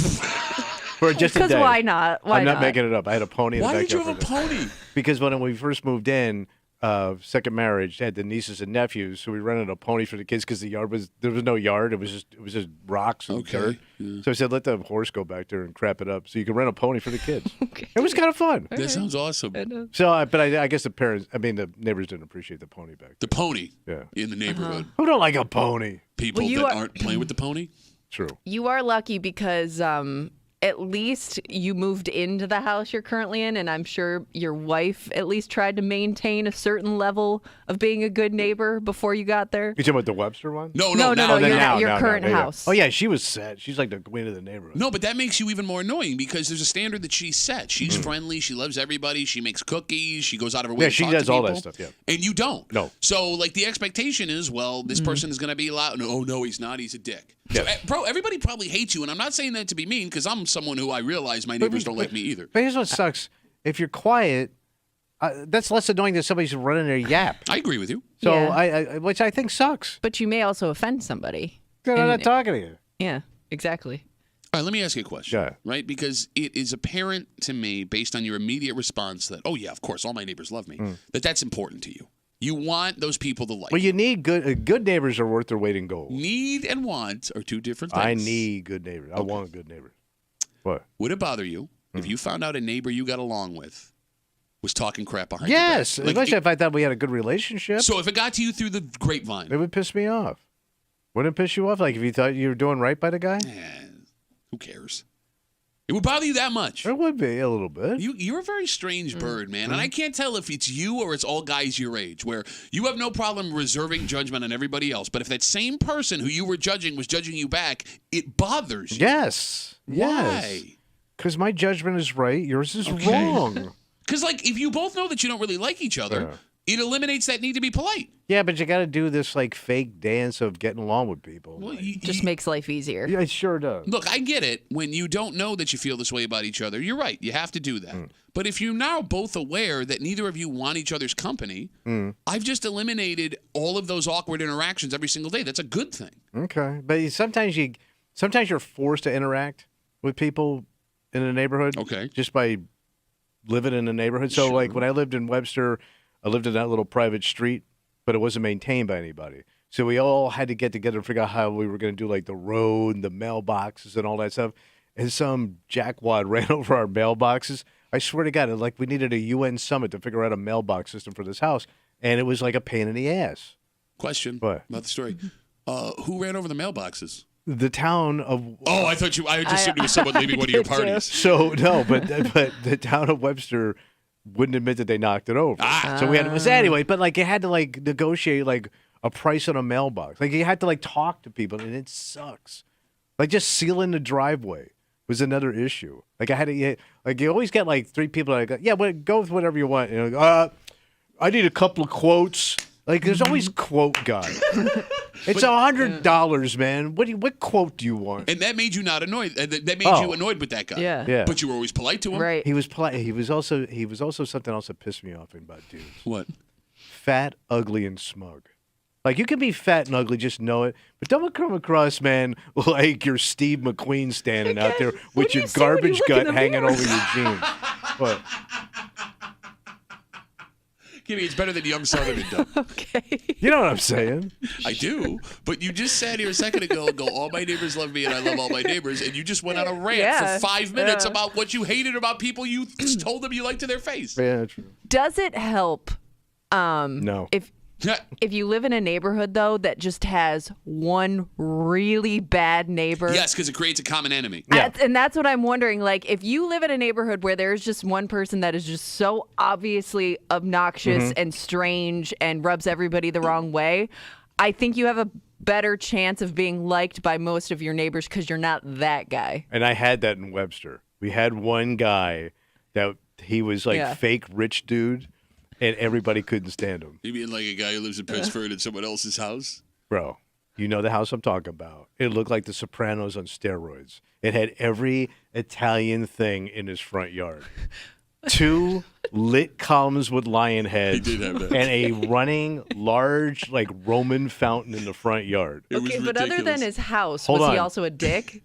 Yeah, that house screamed it. He had emblazoned in gold his initial on his driveway. All right. But he could be the nicest guy in the world. I ain't giving it to him, man. Did you ever actually talk? Talk to him? Yeah. Okay. Oh. Yeah. He was that kind of Okay, guy. but that's not what I'm picturing when I think of obnoxious neighbor. He was like- loud, you know. He was a Opinionated. good guy, but like he was on the east side being west side loud. Okay. You know what I mean? You know what I mean. He had a pool and a waterfall. What? How obnoxious. And that's Webster, man. Who you kidding, man? This ain't Kilimanjaro over here. It's like just a weird thing to bother you. That wouldn't bother By the way, you. you again, couldn't even see have it a- from his house. You couldn't even see. He I only know. drove by it and it still bothered Like him. If you there have are a way more waterfall- obnoxious things that somebody could do as a neighbor that would, because you could just look away from the house. Yeah, but if you have there's certain tells. If I walk into a guy's house, Yeah. it's a regular neighborhood, but you got all the fancy stuff. If you have a waterfall going into your pool, you're a dick. But where would the waterfall go? If You it's not going don't into your need pool? one. Like, well, let's say I got a waterfall. Where do I put the waterfall to I go can tell into? you a place you can put that waterfall. Well, let's say you want Waterfall to. guy. Let's say you want to buy a waterfall, so you need a better job, All right. right? So you got to go apply somewhere, Good luck. It's go tough. through the interview process, right? And they look at you and they go, "We'd like to give you the job." Okay. At that point, you're taking the job, right? Jump on it. Well, Tono. it turns out there are some things that you see during these interviews where even if you get offered the job, you should not take it. Wait, it's a negative? Well, yeah, we're going to give you some of these things. And look, the arguments they make here are valid. But I would think once you get that job, everyone's taking that job. You should take the job. All right, we'll explain next to the break room on 96.5 WCMF.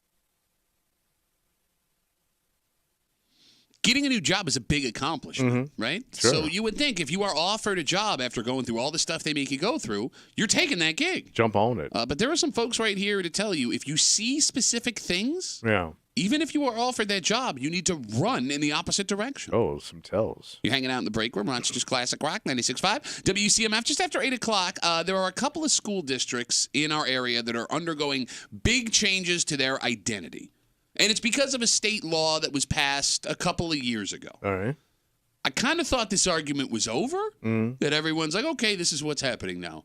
But apparently we were wrong. Still fighting it? We'll get to it just after 8 o'clock here in the break room on CMF. So some work hiring experts have put out a list of red flags that the job you've applied for is not going to be what you think it is. So they start talking about applying and interviews after you give your resume. All right, so red flag number 1.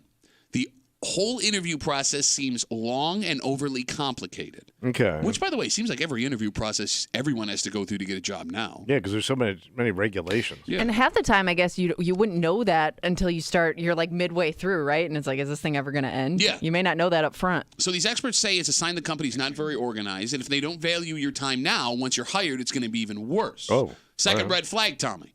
They cannot tell you exactly what you'll be doing at Well, the that's job. number 1, yeah. So they say it's a sign you'll be wearing a lot of hats and you'll be doing stuff that is not in your pay grade. You're going to get worked to death. You got it. Number 3, the interviewer badmouths the company, the boss, or past employees. That would be weird. They say, well, no, I've had that before.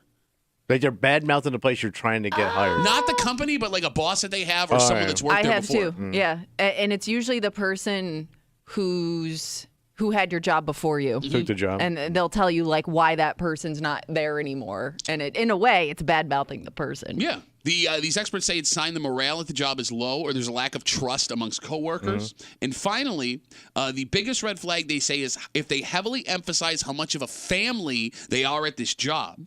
They say it's a sign your work-life balance will be bad if you get that gig and that they'll expect you to work long hours for, quote, the love of the company, not the compensation you're getting. Right. So these are the 4 things that if you see these during the interview process, the application process, you need to run even if they offer you the job. Okay. Here's the problem. Yeah. Does anyone ever pass on a job that they're offered if the money is right? I mean, if you made the effort to get in the door Yeah. to get the interview, I'm thinking you're going to take the job if they offer it. So that's just it. You got time spent, You're in. right? Which is lost time if you pass on the job. But I would think even more than that. Applying for a job nowadays is a different monster. Yeah, it would have to be since I started working. Yeah. Right? Like if you're applying for a professional job, blue collar job, white collar job, whatever, there are going to be a bunch of applicants. Yeah. Right? And if you make it through this interview process, they like your resume, they've spoken to you, they want you to take that job. That's a massive accomplishment. Yeah. You've outdueled X amount of people to be put in this position. Personally, I think I'd be so proud of myself, no matter what red flags popped up, I'm taking that job. Yeah. They like me. Yes. Yes. Which is funny because, like, for most people, just giving you the job is a red flag enough that you shouldn't work at that place if they're going to hire you, right? Yeah, probably. Like if they called you a little too quickly after you submitted that resume. I'm just saying the fact that I was the best candidate you had is not probably good. Who else was applying? Exactly. But, like, I would be so proud of myself being able to get a job. I'm taking that job. Yeah. You don't feel the same way? No, I think I would. Yeah, I would do it too. I mean, And go ahead. even if the flags were there, I don't care. You know what I mean? Because I figure every job's going to have something like Well, that, but right? if it's showing its face even before you Yeah. start working. But maybe you just think that you're gonna have that problem at a lot of places. So to your point, like if I get the job, I'm gonna try it. I'm gonna try it and see how it goes. Okay, but in trying that job, it's also taking away time you're spending finding another job. You also may not be jobless. You may be taking this job as an upgrade over a place you worked before, and you could have that, buyer's remorse when it's done. But Okay, you're how stepping many? I don't know. But how many interview processes do you want to go through? And I think that's part of it too. Well, I've already come this far. I don't want to start over somewhere else. Yeah, that's it. I understand that too. And I also think a lot of people find out about the jobs that they apply for because they know somebody that's worked there or works for them currently, right? Like a lot of those jobs come through like recommendations, things like that. So you figure, well, if this person works there and they like it, I'm going to look past the red flags. Yeah, but It's not guaranteed, but in that case, we've talked a ton before about people who are like, yeah, you should come work with me. And it turns out they only said that because they get a $2,000, $3,000, $4,000 bonus. Yeah, they're getting a kick. Yeah, they don't care about you. They just want that cash bonus. I'm not saying you should go on that, but I think people will look past red flags because, so-and-so said they love it here. I would be, if I was in an interview, and this has happened before just in meetings, where the person just is constantly repeating the same points, but in a different way. Like, we're not, what did we get at here? Like, do you even know what you're doing? Stretching. Yeah. Or they keep bringing up things that are like negatives. Okay. Like, we don't tolerate this, and if you're thinking about that, they almost make you feel like. Establishing the rules up front. Yeah, but they're like rules like most people don't do things like that. Yeah, but no, see, here's the thing. I would think with you in the meeting, that's an absolute necessity But every they don't time know they me, sit man. down. No, I'm they cool, don't, man. They don't have to, man. I don't dress like a thief. Okay, look, man, I get what you're saying, but when it comes to people like us, I think they have to do those rules every time we get sat down. Because you're for a second would be like, well, you didn't tell me I couldn't do that. Yeah. I didn't know I couldn't do that. You didn't tell me. I thought this was free. I also would look at, like, if I had to go into somebody's office, you definitely would look around that office for tells, too, about that person. Give me an example. Like what you would see in their office, like with their photos, their interests. What would alarm you that you could see in your soon-to-be boss's office where you'd think about not taking that job? I guess it would be something like Company kickball team. if they look obsessive about something. The photos? Photos would be a tell. If you just don't. If they have a hobby that it seems like that's all they do, is that what you're saying? Yeah, like an obsessive hobby. I told you, so I had a supervisor. His name was Clint Bates. Awesome. And Clint Bates looked like a Clint Bates. And he was a great guy. But he was just one of them guys. He was a Southern dude all the way. Okay. So everything on the wall, his office looked like a hunting lodge. And one of the funniest things I've ever seen, and I busted out laughing, because, back then you could smoke in the office. Yeah. He had an ashtray, and he had a pistol on his ashtray. Okay. It was a Derringer. I'm looking at this thing. You've got a goddamn gun on your desk. It was a lighter for his cigarettes. Okay. Like, that might be a little off-putting. Well, but I'm thinking about that, though. And one of our, best bosses we ever had so many red flags in his office. Oh, he was nothing but flags. Like, if I didn't know that guy and I love him. Big, tough Mutter guy. Yeah, oh, boy, he had, the medals and the sweatbands on display. Yeah. Like, he had a lot of things that you would think, I don't know if I want to work for this Bottles guy. of wine that were unopened. Exactly. Yes, right? But it all worked out. If I had judged him based on that, I may never have taken the job. And this guy, Clint Bates, you said he was a good dude. Was he a good boss? Oh, he was great. But he was a great boss because he was a slack ass. Okay, but here's the thing. Two guys that fit the only I two know. guys you could name that fit your description where you'd walk were the best bosses you had. But I can't help myself. And I'm always looking around at people's stuff because I'm curious. You can just mind your own damn business. But it's hard to mind your own damn business when you're in there just sitting there. And it's like I'm stupid in his bathroom looking at what medicine he's on. Fair enough. You would, Which if you you could, absolutely do. I would. 252 WCMF. These hiring experts, 4 signs you don't actually want the job you've applied for. 1, the interview process is overly long and complicated. 2, they can't tell you exactly what you'll be doing. 3, the interview badmouths the company, boss, or past employees. And 4, they heavily emphasize on how much of a family they are. They say even if you are offered a job, if one of these red flags shows up, you need to seriously consider passing on the job because actually getting that job will make your life a lot harder. And I mean, look, if you have the luxury of the confidence that I can get a better job other than this one, I guess go for it. Maybe that's the difference here.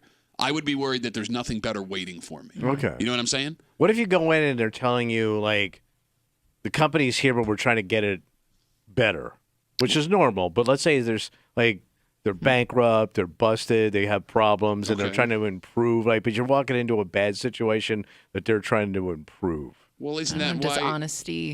The arrogance in me, I would be like, oh, yeah, I'm the man for that job. Okay. I'm going to get it to But you're also taking a job where there's problems that they're openly telling you about. You know what I mean? You're right, but maybe because they're being honest about those problems up front, I now know what problems I'm walking into. All right. Whereas if they're just telling you everything's awesome, unless there's that's just bigger the problems. tip of the iceberg. Yeah. Kyle writes us on Instagram. This is an interesting, you say you're looking around. Kyle says, how's the parking lot look? Does everyone have nice or busted rides? I wouldn't have thought about that. But that's going to tell you, you know, where you could ascend to money-wise. Right. That's true. All right. I mean, look, every job's got its problems. Yeah. And every person can deal with things differently, so I guess you're not going to find out if you fit in their peg with or their hole with your peg. Mm-hmm. I could have put that a better way. Yeah, just push it in there. I'd like to apologize to everybody for that. Let's take a break.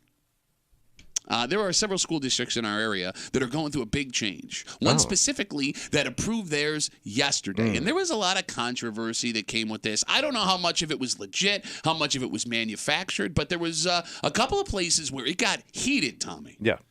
We kind of thought this debate was over. Yeah, I thought that too when I saw the story. Right, okay, but apparently not. And we'll tell you why a new image for Avon still has some people really upset. Okay. We'll get to it next to the break room. 96.5 WCMF.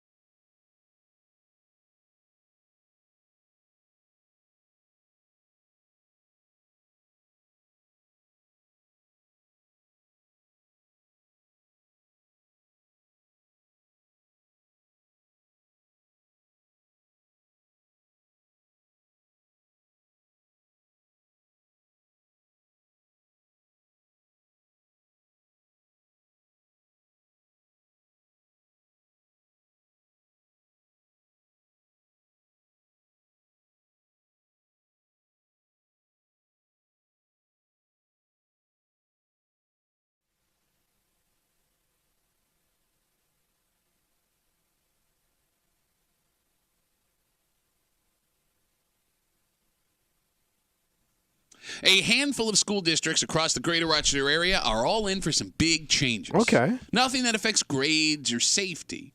It's a change in what folks will call the school. Oh. And even though this is done, decision's been made, there are still folks that don't like it. Even though, if you were at a high school going through this as a kid, Kimmy, this would probably be a pretty cool thing to be a part of. Yeah, I would think so. You're hanging out in the break room, Rochester's Classic Rock 96.5, WCMF. It's Tuesday.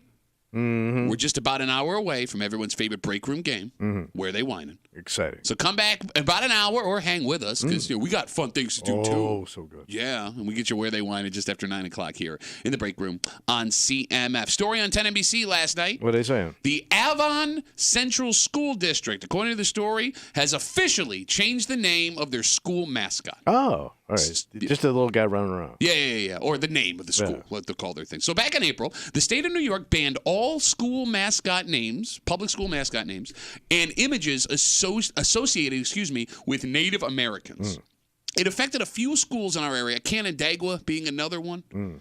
And even before the state made this change, some schools in our areas had already decided to do it on their own. Irondequoit, Kimmy, I think, was one of the first in our area to do it. Yeah, that was a while ago. Long time ago.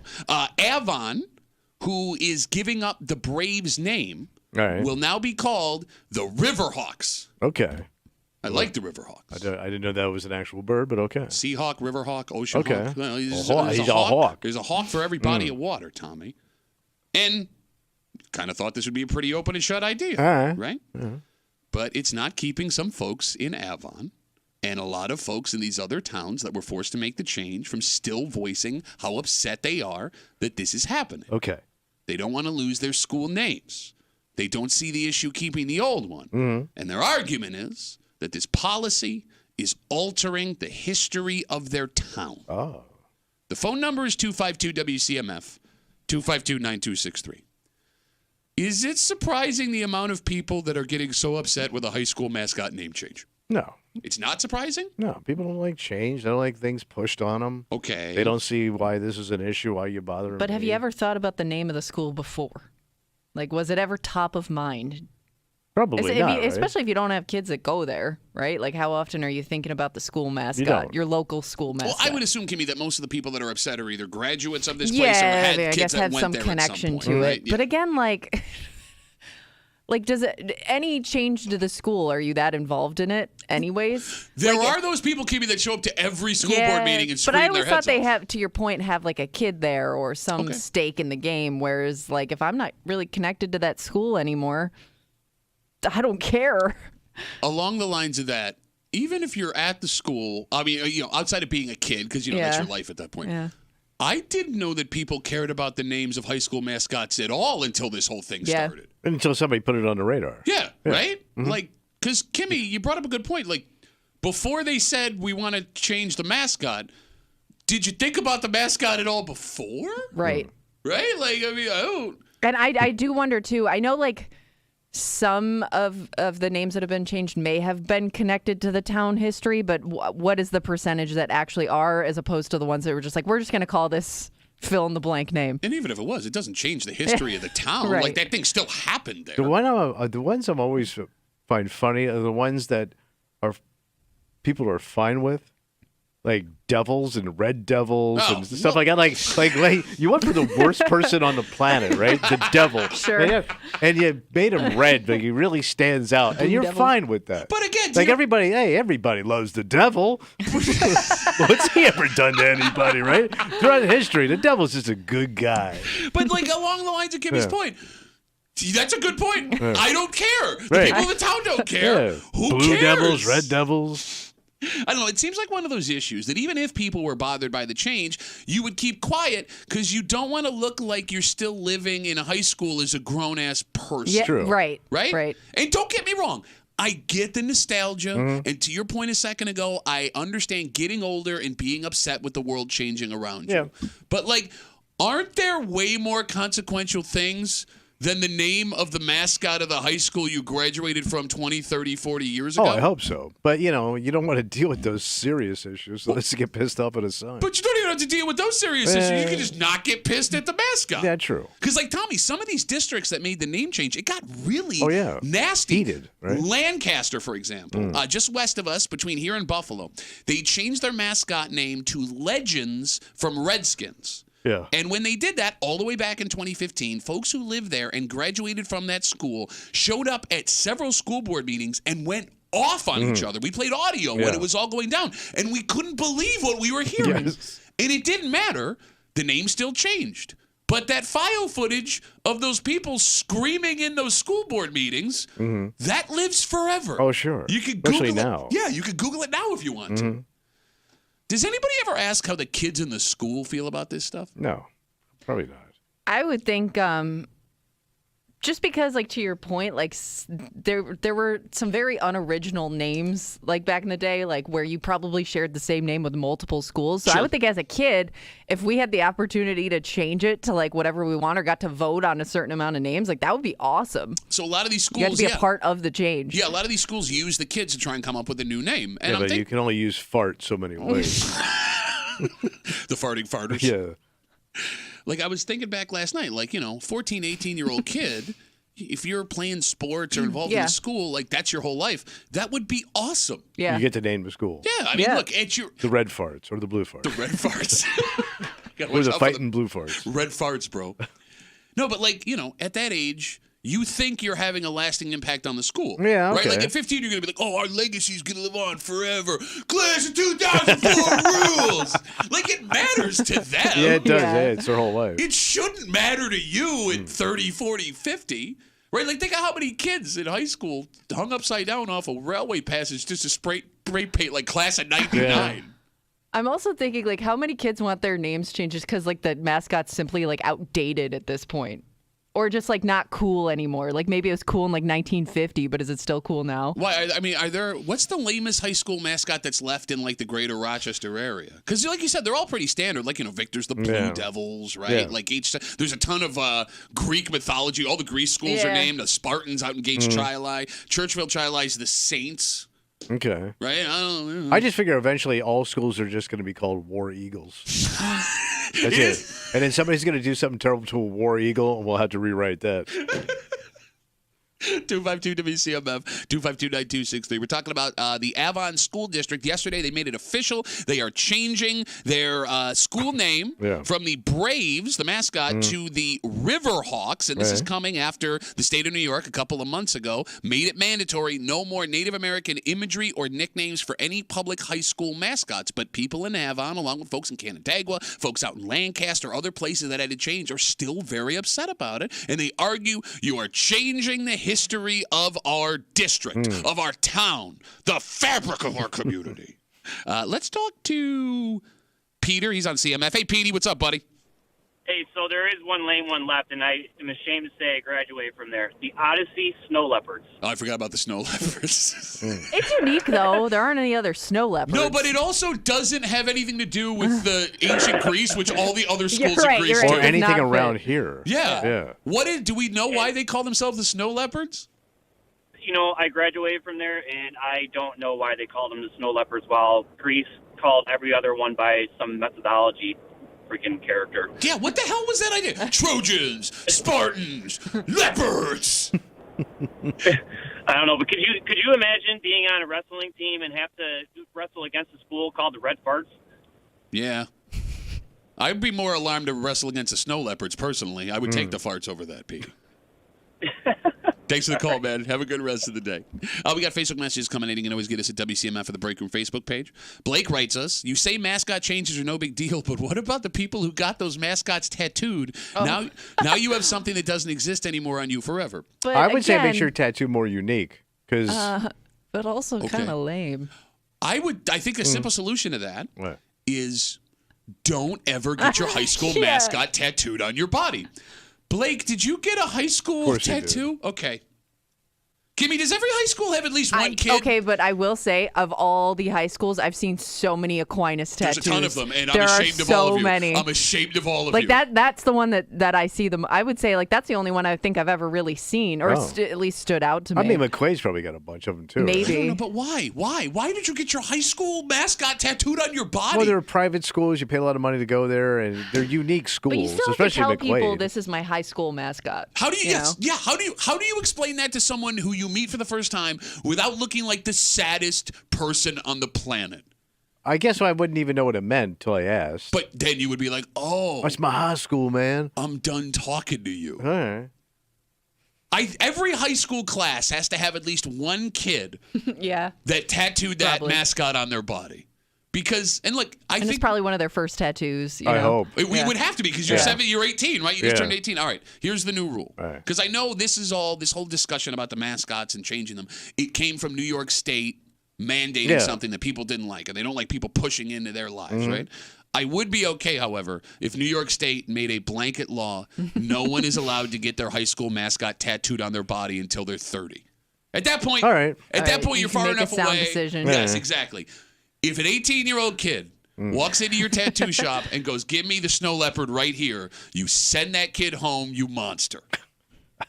You're going to regret it. I know a kid who got his football number tattooed over the mascot logo. There are a lot of high school football numbers, or just whatever number you were, whatever sport you played. That's like, what you're supposed you to kind do of when you're consider it like 18. your number. Yeah. Make bad decisions that last forever. No, but then it does. It lasts forever. Kimmy, does your husband have a high school sports tattoo? No, but he did get a tattoo at 18 that he didn't like. It was like a design of some sort that Okay. he got covered up. Because I would love to talk to the guys that did the high school sports tattoo, whether it's the mascot, Yeah. whether it's the number you wore. Honestly, how much do you regret that decision today? But think how much money those tattoo shops made off of those suckers, man. Yeah, I guess a good business plan is open up a tattoo shop right next door to every high school. in Yeah, town, I would. right? Like, Yeah. no, The 'cause logo you're, right in the window. you're taking advantage of these poor effing kids. Yeah, but that's what they're there for. For God's sakes, they got man. money to spend too, bro. It's a lifetime decision. Did you have a high school mascot? Oh, so I went to Jupiter Christian High Yeah. School, and we were the helmsmen. What's a helmsman? So it was like a guy steering a ship, like a Oh, sailboat. He's at the that is helm. right Yeah. on brand. Yeah. So he had like the wheel and everything, but he was taking. The weird thing about the boat, it was going to heaven. Oh, Like it was. never mind. I take it back. Not on brand. Yeah. But that's like horrifying. No, but he was going to heaven. No, I get it. But if you're on the boat, you're dead. No, but I think I meant like Jesus is the helmsman and he guides you to heaven. I got that. But like, But the guy driving the boat didn't look like Jesus. well, who knows what Jesus looks like, man? They didn't have pictures back then. He looked like our bus driver.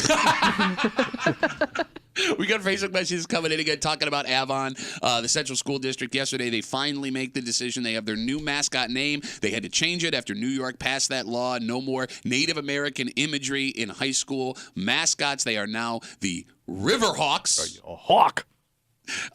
We had asked what the lamest high school mascot left in Rochester was, the Yeah. greater Rochester area. This comes in from Dan. Dan says there's two. There's a school called the Jurists. Is that Marshall? Is Marshall still open? The Juris? Marshall Jurists at one point, but I'm not sure. I don't know if Marshall's still a high school in the city. I don't know. And he also he goes on to say, but the weirdest one is the Royal Comets in Rush Henrietta. What's a Royal Comet? It sounds like I a don't know, soldier. but I know that there are other schools called the Royal Comets. It's It's not like a unique. British. It sounds like some kind of like British soldier. Oh, I thought it was unique. I thought, because I live in Henrietta, I thought they had two high schools back in the day. One was the Royals, one was the Comets, and they just slammed them Really? together. I Oh, knew alright. I could be somebody. I wrong. think they were from Delaware. Their high school was the Royal Comets? Yeah, 'Cause, like, the that's why I logo- just thought it was like a normal thing. The logo is a shooting comet with a crown on it. Yeah. So it's a literal Royal Comet. Is Marshall still open? Oh, I was looking I'm up the sorry. Royal Comets. Doesn't But when you Google Royal Comets, the first thing that comes up is the Rush Henrietta Senior High School. How else Yeah. would you get a Royal Yeah. Comet? It doesn't make any sense unless you slam the two things together. Yeah. You know, East was the Orientals for a little while. That's not a good one. But I don't know. Were they describing the Oriental people? Well, that's what What was what be. you would have said back in the day? I don't know. But the only other Oriental would be the rugs that they used to sell, and they used to sell them like Oriental rugs, but Okay. they don't do that anymore. Big fans of rugs. Yeah. They're the Eagles now, I think. So like my brothers and sisters, when they went to school. Marshall does exist or close? No, they have the Eagles. Eagles now. Okay, yeah. okay, gotcha. They had the most base names. So there was two. They were Pascack Hills, Pascack Valley, right next to each other. Okay. 2 high schools, base as it gets. Cowboys, Indians. Okay. So those Indians are gone. Yeah, they had so to take that one out. Cowboys and slightly Cowboys with bigger hats. Who were they? Who were they having a problem with? Because Cowboys have a problem with a lot of people. Oh yeah, good point. But you can't name anybody. No, you can't. There's not a single. Maybe name the you other can team's use. called Ollies. It's Jersey, We don't like any of you. Oh, we got more Facebook messages coming in. You can always get us at WCMF or the Break Room Facebook page. This comes in from Jim. Why does a public school have religious imagery? The Churchville Childeye Saints. Doesn't that not separate? I'm sorry, this is weird and weird. Doesn't that not separate church from state? That's a good point. Why would a public school be using religious imagery? Well, but it's not. They don't use like a saint. It's the fleur de lis. That thing from that the Saints use. It's on the logo of the Saints helmet. But I thought that was religious. I don't know.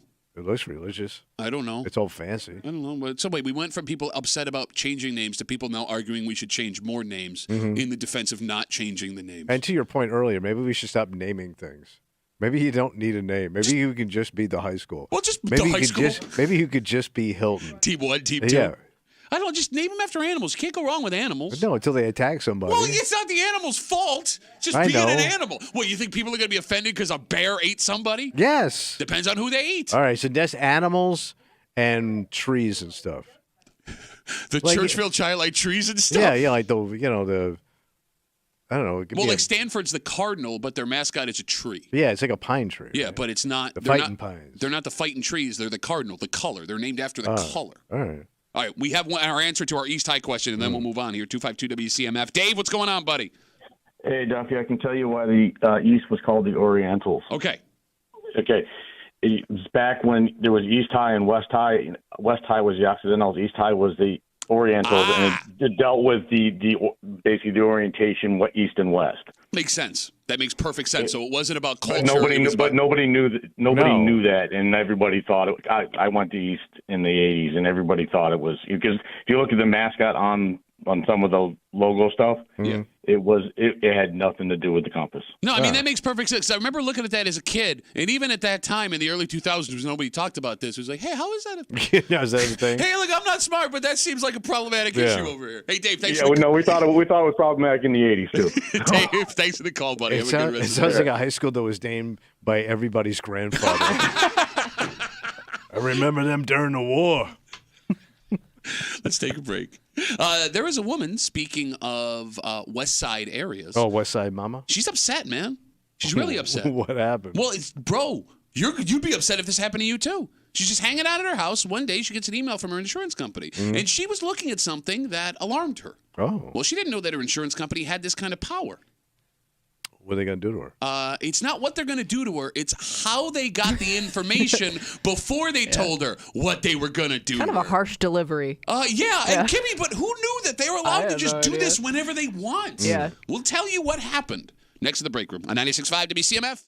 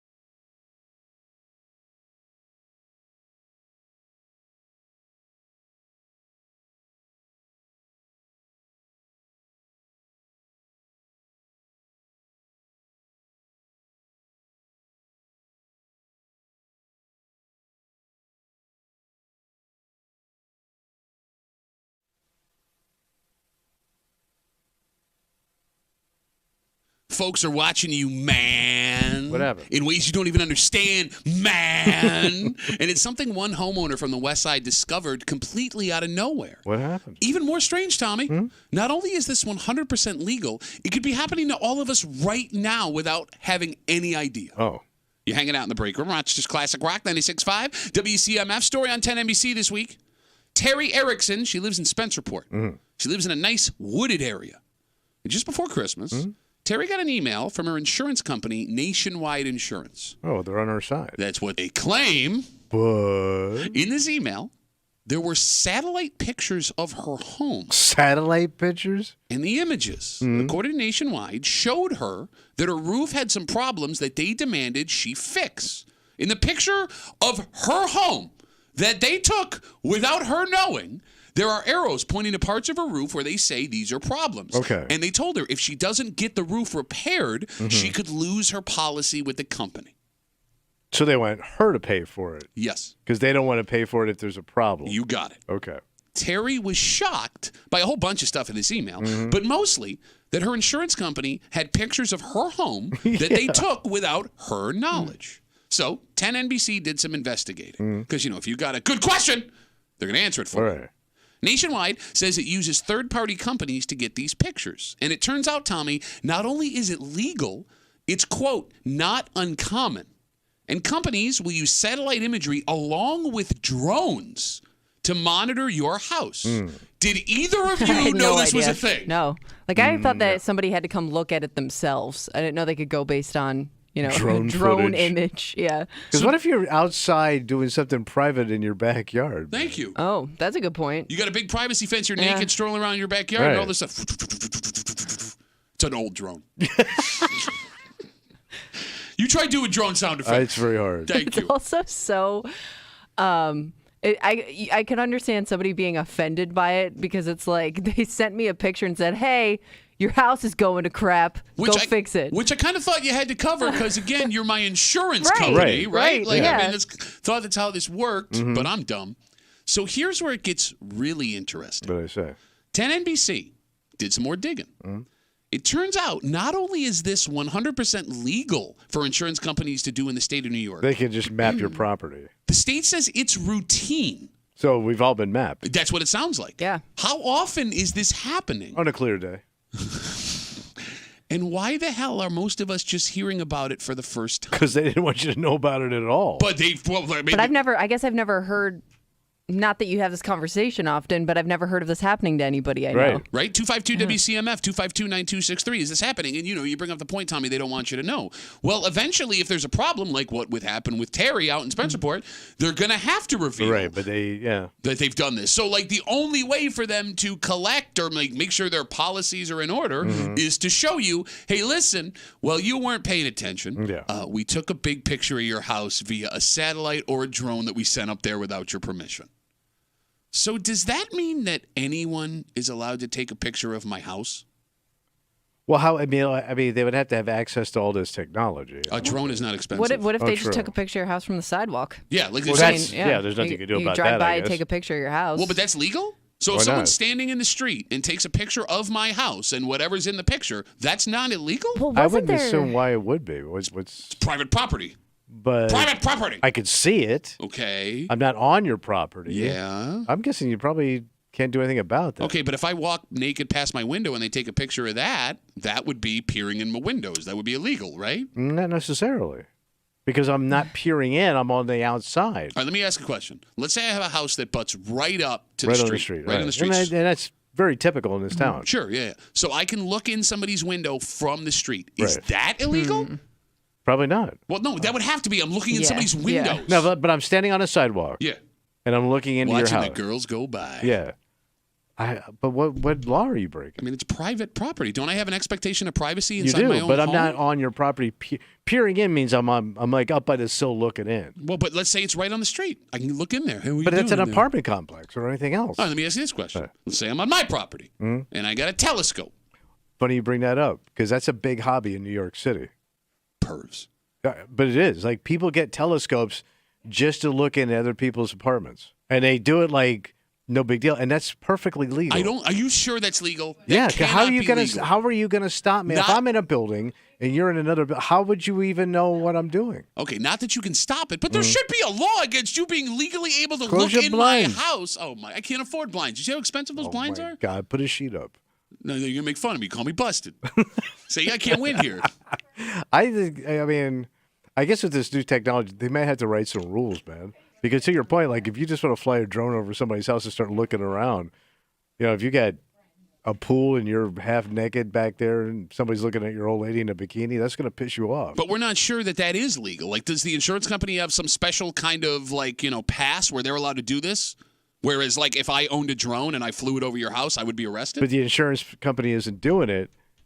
They hire somebody to do it, so they're not liable. Well, but the insurance company would have... Right. Okay. All right. Brian says he can talk us through this here because now we got a lot of questions, and I got to stop being naked in my backyard. Mom's boobs is on satellite. Brian just bailed. Damn it. All right, let's talk to Phil, 252 WCMF. Hey, Phil, what's going on, buddy? Hey, Duff. Yo. I want to know, did you ever hear of Google Street View? Okay, so here's with Google Street View. If I want to, I can go on and say, do not put my house on there, and they blur it out. Oh. What about, okay, but before there were drones, you had planes and stuff in the sky. They could have taken pictures anytime they wanted to, too. A really blurry picture. Yeah. Phil, I think you lost this one, Phil. I don't know. Okay. Well, you did. Thanks for the call, though, buddy. Have a good rest of the day. Yeah, I mean, there are people listening right now who went and did the Google Street View blur thing. Okay. Right? And, like, Google Street View... You can only get, it'd be the same as somebody driving past your house. Exactly. You know what I mean? Like, it's a one snapshot image in one single time. But a drone, I can literally see in your backyard what's happening. Right. Yeah. Yeah. All right, 252 WCMF. All right, now someone can help us out here. Again, we're talking about this story this week on 10 NBC. A woman named Terry lives out in Spencerport. She got an email just before Christmas from her insurance company. It was a picture of her house. And they said they wanted her to fix this, this, and this on the roof, or her policy was going to go away. And she was like, hey, I didn't know you could take a picture of my house without my permission. And 10 NBC looked into it. Not only is it legal in the state of New York to do it with both satellite images and drones, they say, quote, it's routine and not uncommon. So let's talk to John. Hey, Johnny boy, how's it going? What's going on, fellas? How are you? And ladies. Sorry. She's on the phone. She can't hear you. So just don't acknowledge Kimmy in any way.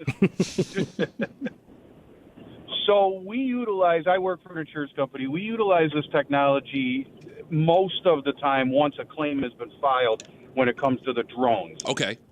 Pre-drone, we utilize companies that already have these images. So in most cases, and I can't speak for every company, but in most cases, these images are already available. So let's say we insure 123 West Side Street. We can go in and say to That's my house. Hey, Mr. Company, no, it's all East Side, bitch. Do you already have images of this? Yeah. And most of the time, those images already exist. It's not something. But that's not comforting most either. Well, okay, but let's my images are already floating out there, and you have access. Well, Tommy, it's like you said. You assume everybody already has all your information. They're just waiting to get to it. All right, John, I'll ask this question. And I understand. Look, I get that insurance companies probably aren't going to use this stuff in any weird way. But, John, the way that this is written, if in theory an insurance company wanted to fly a drone over my house without my permission to take a picture, would that be okay? I can't answer that because there are FAA rules that we have to follow, and some of those regard certain airspace and all of this other stuff, and I don't fly the drone, so I don't want to give you an answer. All right, well, John, thanks for nothing. No, well, I mean, listen, what I can tell you, though, so going back to the whys, there's a lot of houses, and you guys probably take care of your houses, but I'm going to tell you there's a lot of folks, and we get claims all the time that folks are just looking for a windstorm to say, now I need a roof. And, I mean, the average cost of roofs now are in the $15,000 to $25,000 range, and most of them are just worn-out roofs that need to be replaced, and it's not an insurance claim. So I think these companies are becoming more savvy to say, hold on a second. It's like buying car insurance after you already get in an accident. No, I understand. Which is, John, the only issue I have here is if I'm unaware this is happening and all of a sudden they're like, hey, here's a picture of your house. I get why that would be alarming. True.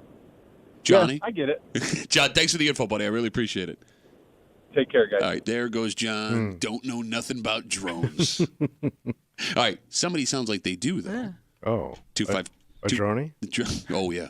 Big dromey. Okay. 252 WCMF, because the question we had asked then, can anybody just take a picture of my house legally, Yeah. right, and not get in trouble for it? Doug is on CMF. Hey, Doug, what's up, buddy? Good morning. How are you? Good. So I own a drone company local, and I'm a droney, homie. it is legal to take photos of a house without their knowledge. Just fly over my house and just start snapping pictures or run video. It is, yeah. What happens with insurance companies is they'll use like Google Satellite to get an image of the roof, and then if they have any issues with it, they'll hire a drone company, to go out and take photos of the roof to get more live, high-resolution photos of it. Okay, so in theory then, Doug, it would be legal for you, without my knowledge, to fly a drone over my backyard, and if I just happen to be naked in my backyard on my own property, that's on me, not on you. Oh, we lost him. Oh. He's already Wait, said. Droney down? Droney? That sounds so creepy, man. How is that? Can you imagine your wife's laying out at my backyard, bikini, getting a tan? Yeah. And all of a sudden, and there's creepy Doug snapping them off over at your house. In man. more ways than one, baby. But that would piss you off, I man. would be livid. Right? Even if it was just accidental coincidence, which is probably not two words you should put together. But you know what I'm saying? One of them intentional coincidences. Yeah, you know what I'm saying? About? Like, worlds collide, and you got cleavage on the internet. Wait, they got cleavage on the internet now? Cleavage on the internet. Cleavage on the internet is my favorite Ribs Arkansas song. 252-WCMF, 252-9260. We'll take one more call because our eyes are being opened here. Yeah. The privacy we thought we had, bless you, is not what we actually have. We got insurance companies trying to get all the money they can. And grandma's cleavage is on the internet. 252-WCMF. Bill, what's going on, buddy? How are you? Good. I was just calling because back in the early 2000s, I had a home in Bethany, and somebody approached my home with a picture of my house. And tried to sell it to me. What he did was he was flying his own private plane, taking pictures of all the homes in the neighborhood, and then trying to sell the pictures to the people who lived there. Like it's like an art piece? Like you wanted a picture of your house from above? Above. Okay, yeah, it was gotcha. a picture. Yeah. Okay. Yeah. So I was not happy about it. I mean, like you said, privacy and all that. I lived in a very rural area at the time. So I could have been easily walking around naked or something like that. And he could see all the graves. All right, well, Bill, bad news, buddy. Everyone's going to start doing it now because it's totally legal. Mm-hmm. So put your pants on. Apparently. Bill, thanks for the call, buddy. Have a good rest of the day. You too. All right, take care. That's an interesting thought. Would you want a picture to frame of your house from above? It might look cool, I guess. You know. It's amazing how you change your tune immediately. I think I would. I think I would want to, especially if you got like a cool looking house. This is an outrage. I can't believe this. I'll put that picture. I think I would. The difference, though, with the airplane is I know it's there. Yeah. I can see it. It's loud. I know it's coming. Okay. Whereas a drone is a little sneakier to me. Oh, it's way sneakier. No, the plane is sneakier. There's planes that go over your house all the time. No, but if it's like a low-flying, like private plane, that's rare. It ain't JetBlue blasting by. They get a pilot out the window with his brownie. With his brownie. Nobody got that except for the first 8 guys that got laid off from Kodak. All right, let's take a break. We got Where They Whining coming up in just a little while. Ooh. Sit tight there. But before we get there, Tommy, you always call these people liars. But it turns out more people in your age bracket care more about their quality of life than the money they're making. Oh. And we'll get into it next in the break room on 96.5 WCMF.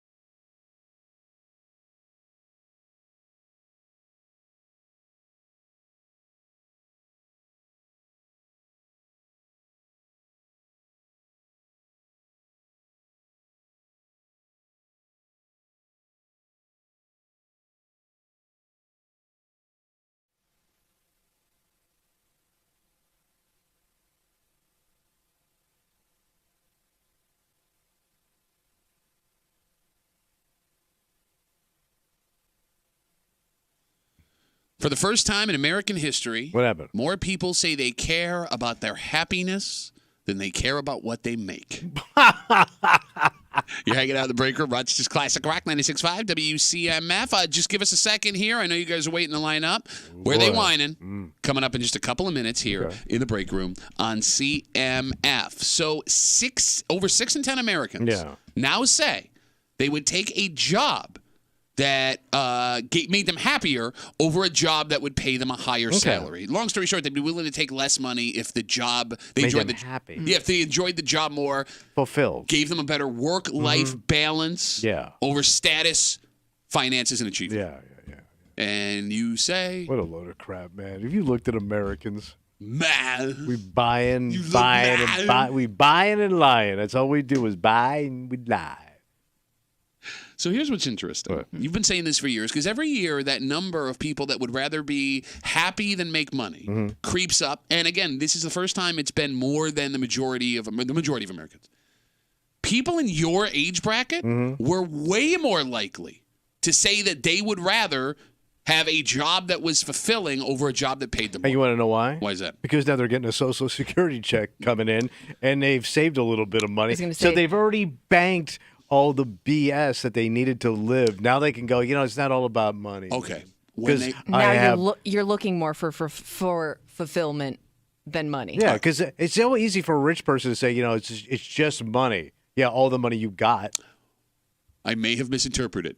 They broke it down not by decade, but by over 35 and under 35. Okay. And more people over 35 were saying they would take the fulfilling job over the job that paid them. Yeah, because you're chasing a myth. Man, what's the myth? Happiness is a myth. Man, what a horrible thing to say. Happiness is a myth. Happiness doesn't exist. Happiness exists in a moment, but you're not going to be happy all the time. You just don't walk around happy all day. Life just bombards you with BS. So you can't. If you're walking around happy all day, get to a brain surgeon. I love how you got a cyst. What do you hear over what's being said? Because I never said happy all the time. I said a job that makes you happier. Right, but people think happiness is an over enveloping thing that you walk around happy. You walk around in bliss, like you're satisfied.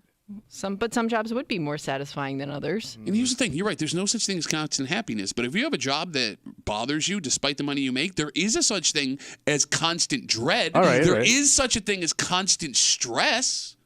But that money you need. But that's the thing. There's no guarantee you're making the money with that kind of job. Well, in this case, it was job that pays more that sucks your soul versus job that pays less that makes you fulfilled. Here's the thing, man. Great. You got all the money. You're miserable all the time. What good does it do you? You buy cool stuff. Oh, to make you what? Happy. Oh, I heard it doesn't exist. You idiot. Man argues against his own point. I just don't think happiness is what people think it is. Because you teach people all kinds of things. How are you ever going to be happy with that attitude? You're not. Would you be happy with that face? You were saying, I'm sorry. We teach a lot of things in this world, right? How to save your money, how to be competitive, how to be great. Nobody teaches happiness. Like, they'll teach you how to be a kind person, but you can't teach somebody happiness. Maybe that's a problem. Maybe it is, but maybe there is no way to teach it. Okay, well, just because it's never done, it's not possible. By the way, it's a passing emotion. The other one you're giving are lessons like your dad and my dad taught us. Yeah. Two men that we should never listen to. You're not taught to seek happiness. You're taught to seek success. And wealth and status, right? Yes. Maybe that's the problem. All right. But nobody's got the formula for happiness. Like, nobody could tell me. People can tell you how to be more aggressive at your job, how to be more competitive. Nobody can tell me how to be happy. No, I mean, it's easy, right? Like, it's easy in theory. I think it's just a passing emotion. Okay. Just like having a laugh. You know what I mean? I'm not going to laugh all day. You tell me something funny, it puts a smile on my face for a few minutes, but then it dissipates quickly. I understand. God, you are the most miserable human being I've ever met in my life. I understand you're not going to live in a constant state of happiness. Mm-hmm. But, if generally throughout your day you can look back and think that was a good day today, I think that would make you happy. I think that's a better way of putting it. You don't have to constantly be laughing all day, but if you laugh a couple times a day. Well, no, you could also have a job where you feel like you're doing something that's important to the world, right? Where you're making a difference, which would give you more fulfillment. The outcome, like you're saving the elephants or something. Saving the elephants, yeah, because God forbid we lose the elephants with all the other stuff going on. Second worst child poverty rate in America. How are the elephants, though? What are the elephants doing over there? Save the elephant. Elephants got food. Whitey's on the moon. We started this conversation with more Americans now prefer a fulfilling job that makes them happy over a job that has a higher paying salary, and we've somehow ended up in a philosophical discussion about what is happiness. It's funny, under 35, we're more likely to say they would take a job that pays them more over a job that makes them happy. But that makes sense because you're just coming up and you need things. You got it. Right? Yeah. Just over 52% of folks under 35 said they would take the fulfilling job, so still the majority. However, almost 7 in 10 people over 35 said, I want the fulfilling job, not the money. So you realize maybe that money's never going to come?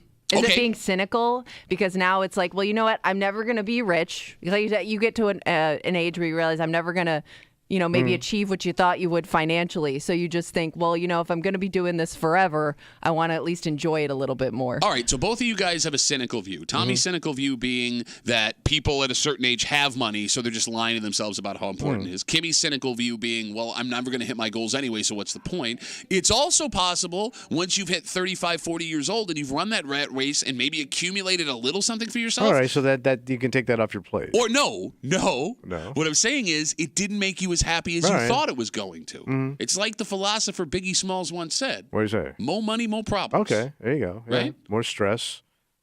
The more things you own, they own you. Exactly. Bro, I told you, the biggest mistake I ever made was buying a house. Well, it goes, say this. Yeah. But people you will tell need a you, house. no, that's the smartest thing you ever did. But you need shelter. Financially, yes. Even Mick was going, give me shelter. Financially was the right move, right? But it's work. It sucks. And it's a pain in the ass. It sucks. It owns my life. Like, if I could go back to renting where I could just call somebody and be like, hot water heater's broken, window broke over here, hey, somebody's got to mow the lawn, it'd be the greatest thing that ever happened in my life. Yeah. I would have, think about the time you would save as a man if you didn't have honey-do lists every Saturday and Sunday for all the stuff around the house. I know. But you sit here, got to buy a house. You haven't bought a house by 30. What are you doing with your life? You're going to be a loser. I want to live. You're never going to be happy. You're going to get to work. Happiness doesn't exist anyway. I don't even know. All right, let's take a break. Okay. All right, we've already got folks in line. The phone number is 252-WCMF, 252-9263. Kimmy has a post she's going to read from the neighborhood app. She's going to remove street names and town references, and we're going to figure out, Tommy, where they whining. If you want to call and sit on hold, and we got folks sitting right now, you can hear Kimmy read the post through the phone. Okay. You will not be at a disadvantage. We will have you ready to roll. 252-WCMF, 252-9263. We figure out where they whining, and we do it next here in the break room on CMF.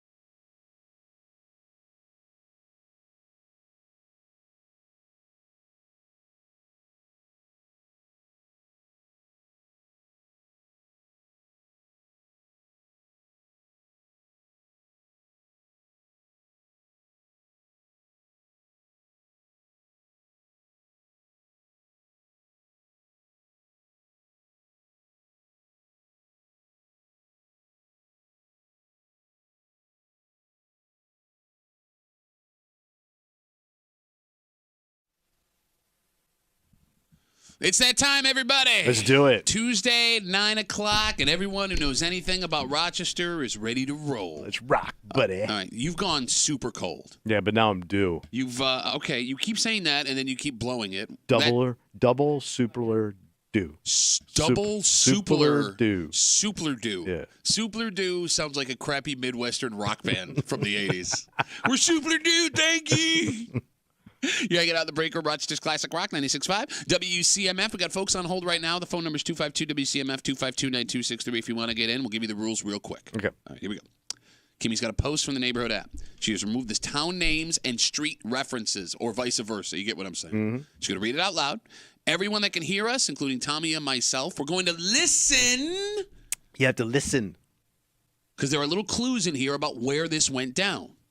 And because we all know every stereotype about every neighborhood, town, village in the greater Rochester area, we're going to figure out where they whining. Okay. And we're going to do that in a second. Keep in mind, Kimmy wants to make this very clear. It's where the post is marked. Yeah. Yeah, so where it was tagged. You got it. That's where we count the location. The post going, because people are now getting very petty about who's disqualified and what the actual answer is and where they think they know. Mm-hmm. All right, with all that being said, Kimmy, are we ready? Ready. Let's do this thing. Skyline! Pittsburgh! Victor! Where they whining? I am done helping, and then puts kind of like an address out there. Okay. With their broken front door. It feels like they expect us all to keep an eye on it while they're out instead of just simply fixing the damn thing. We are not their hired security. It's time we stopped pitching in to close the door when the wind blows it open or when it doesn't latch right when blank heads off to work. Ooh. When was the last time anyone received a simple thank you for helping keep their home safe? It's now become an expectation they have of their neighbors and a reason they won't get their door fixed. Next time their dog gets out, don't return it right away. Make sure it's safe and then make them come to you for the inconvenience.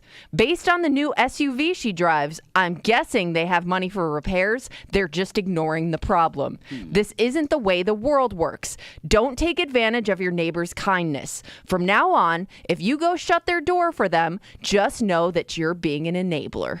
Ooh. Ooh. What an odd post. Yeah. First of all, that's a lot of trusting your neighbors to ask them to shut your door every time it opens because it's broken. Which means you had to go around and ask people that. Unless they didn't. You never know if they asked somebody or if people just do it. They just assume the door they go maybe they may.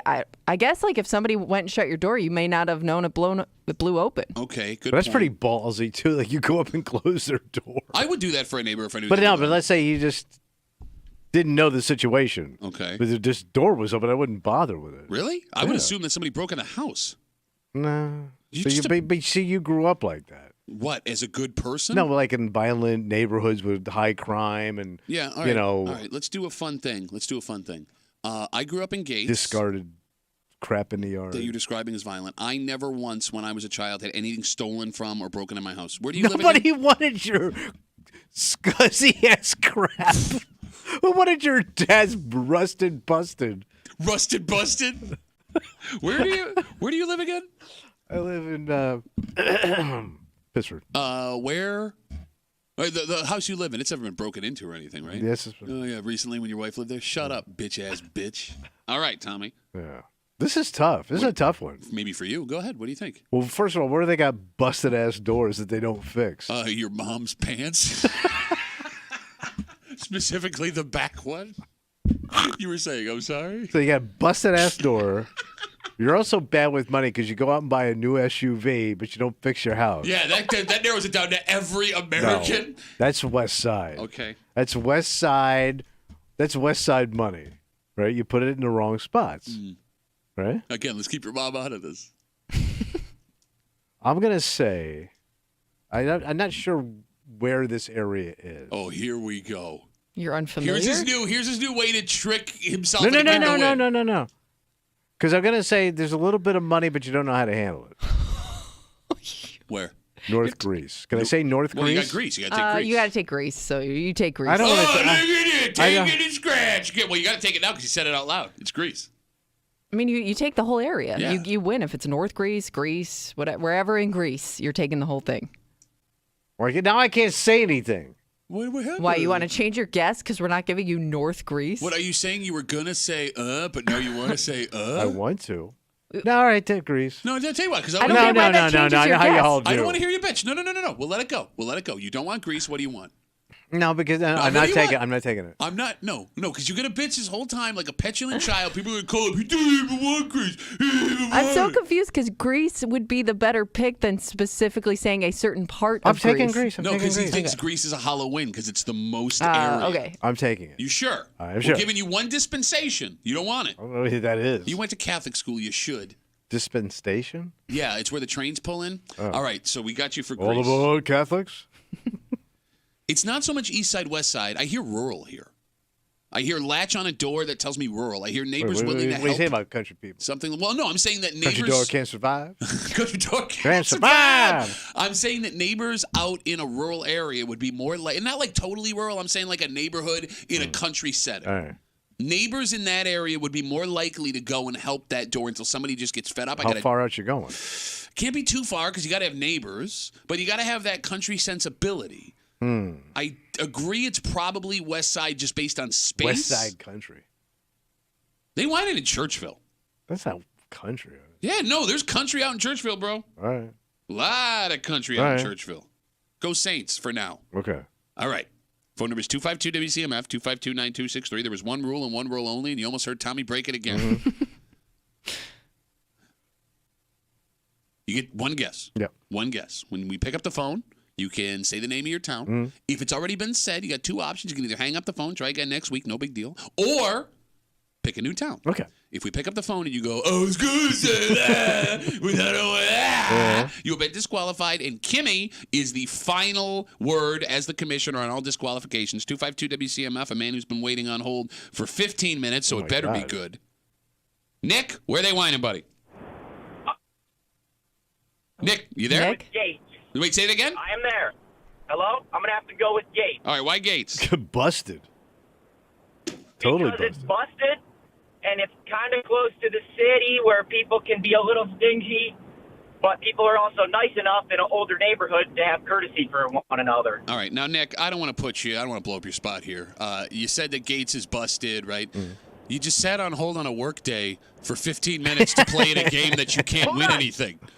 I can explain it to you. Okay. I'm actually from Ohio, and this is the only day I am having off, and I can call in to where they whine. Okay. I'm also... So this is our first Ohio pick. Get out of here. But I lived in Rochester 8 months ago. But, Oh, attaboy. I'm also horrified that on your day off, you chose this as the most fun thing to do. Go get a hobby, Nick. Thanks for the call, buddy. Have a good rest of the day. I don't have a hobby. All right. Bye, Nick. Nick's got Gates. See what you do? You poison people's minds about things you don't understand because you don't even go to Gates. Or, here it goes. I can't even afford a door. 252-WCMF. Let's talk to Sean. Sean, where are they whining, buddy? East Rochester. Why East Rochester? Because it's a small knit area and everybody's watching out for everybody else, and they're always complaining about some animal running around the neighborhood. Okay, but here's the thing. The word latch came up. When I hear the word latch on a door, I don't think like suburban. I think sticks. Is East Rochester a latch on a door community? Yeah, some areas of East Rochester, yes. Yeah, it'd be an older house. We're all thinking of the same thing, right? Like the little hook that hooks those over are on older like homes. Okay. And this town's full of older homes. No, but I would think you're going to fix the latch. You're going to go get yourself a brand new fancy technological handle. Oh. Right? All right, we got you for East They Rochester. want to spend the money. They got their SUV. Why do they want to spend the money? Sean. He's right, man. Thanks for the call, buddy. Have a good rest of the day. 252-WCMF, 252-9263. Hunter, where are they whining, bud? Hunter? Spencerport. Did you put us on hold while you were on hold? Yes. No, I was on. I put it on mute and I couldn't press the button. Why Spencerport, Hunter? I'm just thinking of people with some type of money, but doesn't want to have someone come out and fix their door. Okay, can we stop for 1 second here? All right, so I got you for Spencerport, Hunter. Where did this idea that Spencerport has money come from? Because we've had multiple people call up. One guy said they call Spencerport Pittsford of the West Side. Oh. Now, unless something insane changed in the last 20 years, I remember Spencerport. It ain't like mansions, caviar dishes, and Hollywood dreams. I don't know. I just think, like, the lake, like somewhere over, like they gotta have money. Every town has some type of money. Question. Is Spencerport on the lake? No, Canal you're going Town. towards the lake. They have the canal. Towards the lake. They If got you the could- canal. If you could smell the fresh water. Yes. They got the canal Yeah. that goes into the lake. Okay, I got you. Hunter, thanks for the call, buddy. Have a good rest of Yep. the day. I mean, it's West Side Fairport. But I'm going to call it anything. Well, 'Cause it it's got, looks- it has a port area that they use for like and they have like festivals and I stuff. thought we called it Pittsford of the West Side. No, yeah, we were on the phone. We were Oh, talking about gotcha. that. But why would Brockport not be West Side Fairport? They have more around the canal. No, but I think Spencerport does more with their canal in the I summertime. think of Brockport more as like a college town. Yeah. I think that gives it like a different feel. Okay. All right, 252-WCMF, 252-9263. I see you guys sitting on hold. Kimmy, can we get the post one more time yes. for folks that have just joined us here on Where They Whine in the break room on CMF? I am done helping, and then gives a specific address, with their broken front door. It feels like they expect us all to keep an eye on it while they're out, instead of just simply fixing the damn thing. We are not their hired security. It's time we stopped pitching in to close the door when the wind blows it open, or when it doesn't latch right when blank heads off to work. When was the last time anyone received a simple thank you for helping keep their home safe? Thank you. It has now become an expectation they have of their neighbors and a reason they won't get their door fixed.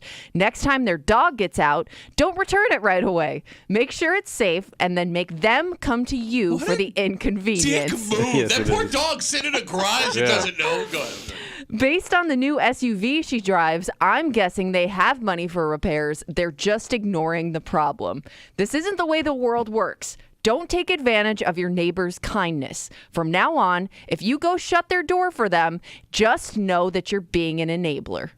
I hate these people. Yeah, you give them money, you're an enabler. You help out, you're an enabler. Adults need to learn to be adults. All right. Tommy picked Greece, but he wasn't happy about it. I'm in Churchville. Nick is in Gates. Sean is in East Rochester. Hunter is in the Pittsford of the West Side, Spencerport. I'm going to ask you one simple question. Yeah. All right. Has the other town you wanted been picked yet? No. What was it? No. I'm not, no. You're stupid enough to fall for it. You almost did. You're so stupid. You can tell us. You can tell us when it's all said and done. Well, If it's not- you're free Well, no, to say 'cause you're he's- free to say whatever you He's want. still going to claim that, well, that was my actual pick. That was my real, not side bonus Well, because pick. I was thinking West Side, but then I also started thinking of the East Side. Oh, You know what I mean? oh. Like pockets of Poe on the East Well, Side. we are bunching right We now. are. We only have one East Side town in East Rochester. Because there's pockets of busted on the East Side. pockets of busted. Yeah, you know it is. This doesn't scream busted, man. You got a door that don't work. Okay, but and it's wide, flapping open, and you're cruising around in your Jeep Cherokee. But the rest of the neighborhood sounds like they have money because Well, they're they- judging someone else's money. True. So, I mean, it could be one person who didn't fix a door in a really nice neighborhood. Maybe we Which were would be wrong. very rare. Why? Because most people who have nice houses, they take care of them. Not necessarily. You bitch about people all the time in Pittsburgh. Pockets of Poe. 252-WCMF, 252-9263. Let's talk to Ben. Ben, where they whining, buddy? All right, so this whole post screams trailer park to me, and there's trailer parks on the east side, and I'm going with Ontario because I can think of at least 2 trailer parks over there, and it's probably their screen door that's not latching on the outside, so it's Ontario. Okay. Straight up country song. I have my screen door, you like latching on the inside. Screen door on the trailer. All right, there's 2 issues I'm taking with this guess. And I don't hate the guess, Ben, except that it's not Ontario because it's never been Ontario and it will never be Ontario. It's Ontario this time. Ontario is not the east side. I know geographically it's the east side. Well, it's country. Yeah, it's Western Wayne County. No, I get it. But when it comes to the spirit of west side versus east side, as we refer to it here in Rochester, Ontario is the sticks. West side, east side. You said stick. You were arguing stick. No, it bothers me when people who live in Ontario be like, yeah, I live on the east side. No, you don't. You live in the country. Because east side, as we know it in Rochester, ends at Victor. Can we agree on that? Yeah, I mean, you are getting out there when you get into those areas. Right? Yeah, because we used to do shows out there. Yeah, the fact that they booked us out there lets you know it's not the east side. Tommy and I never did a single show in Pittsford or Fairport No. or anywhere like that. We were banned from Penfield. Yeah, we would underwhelm them in the country.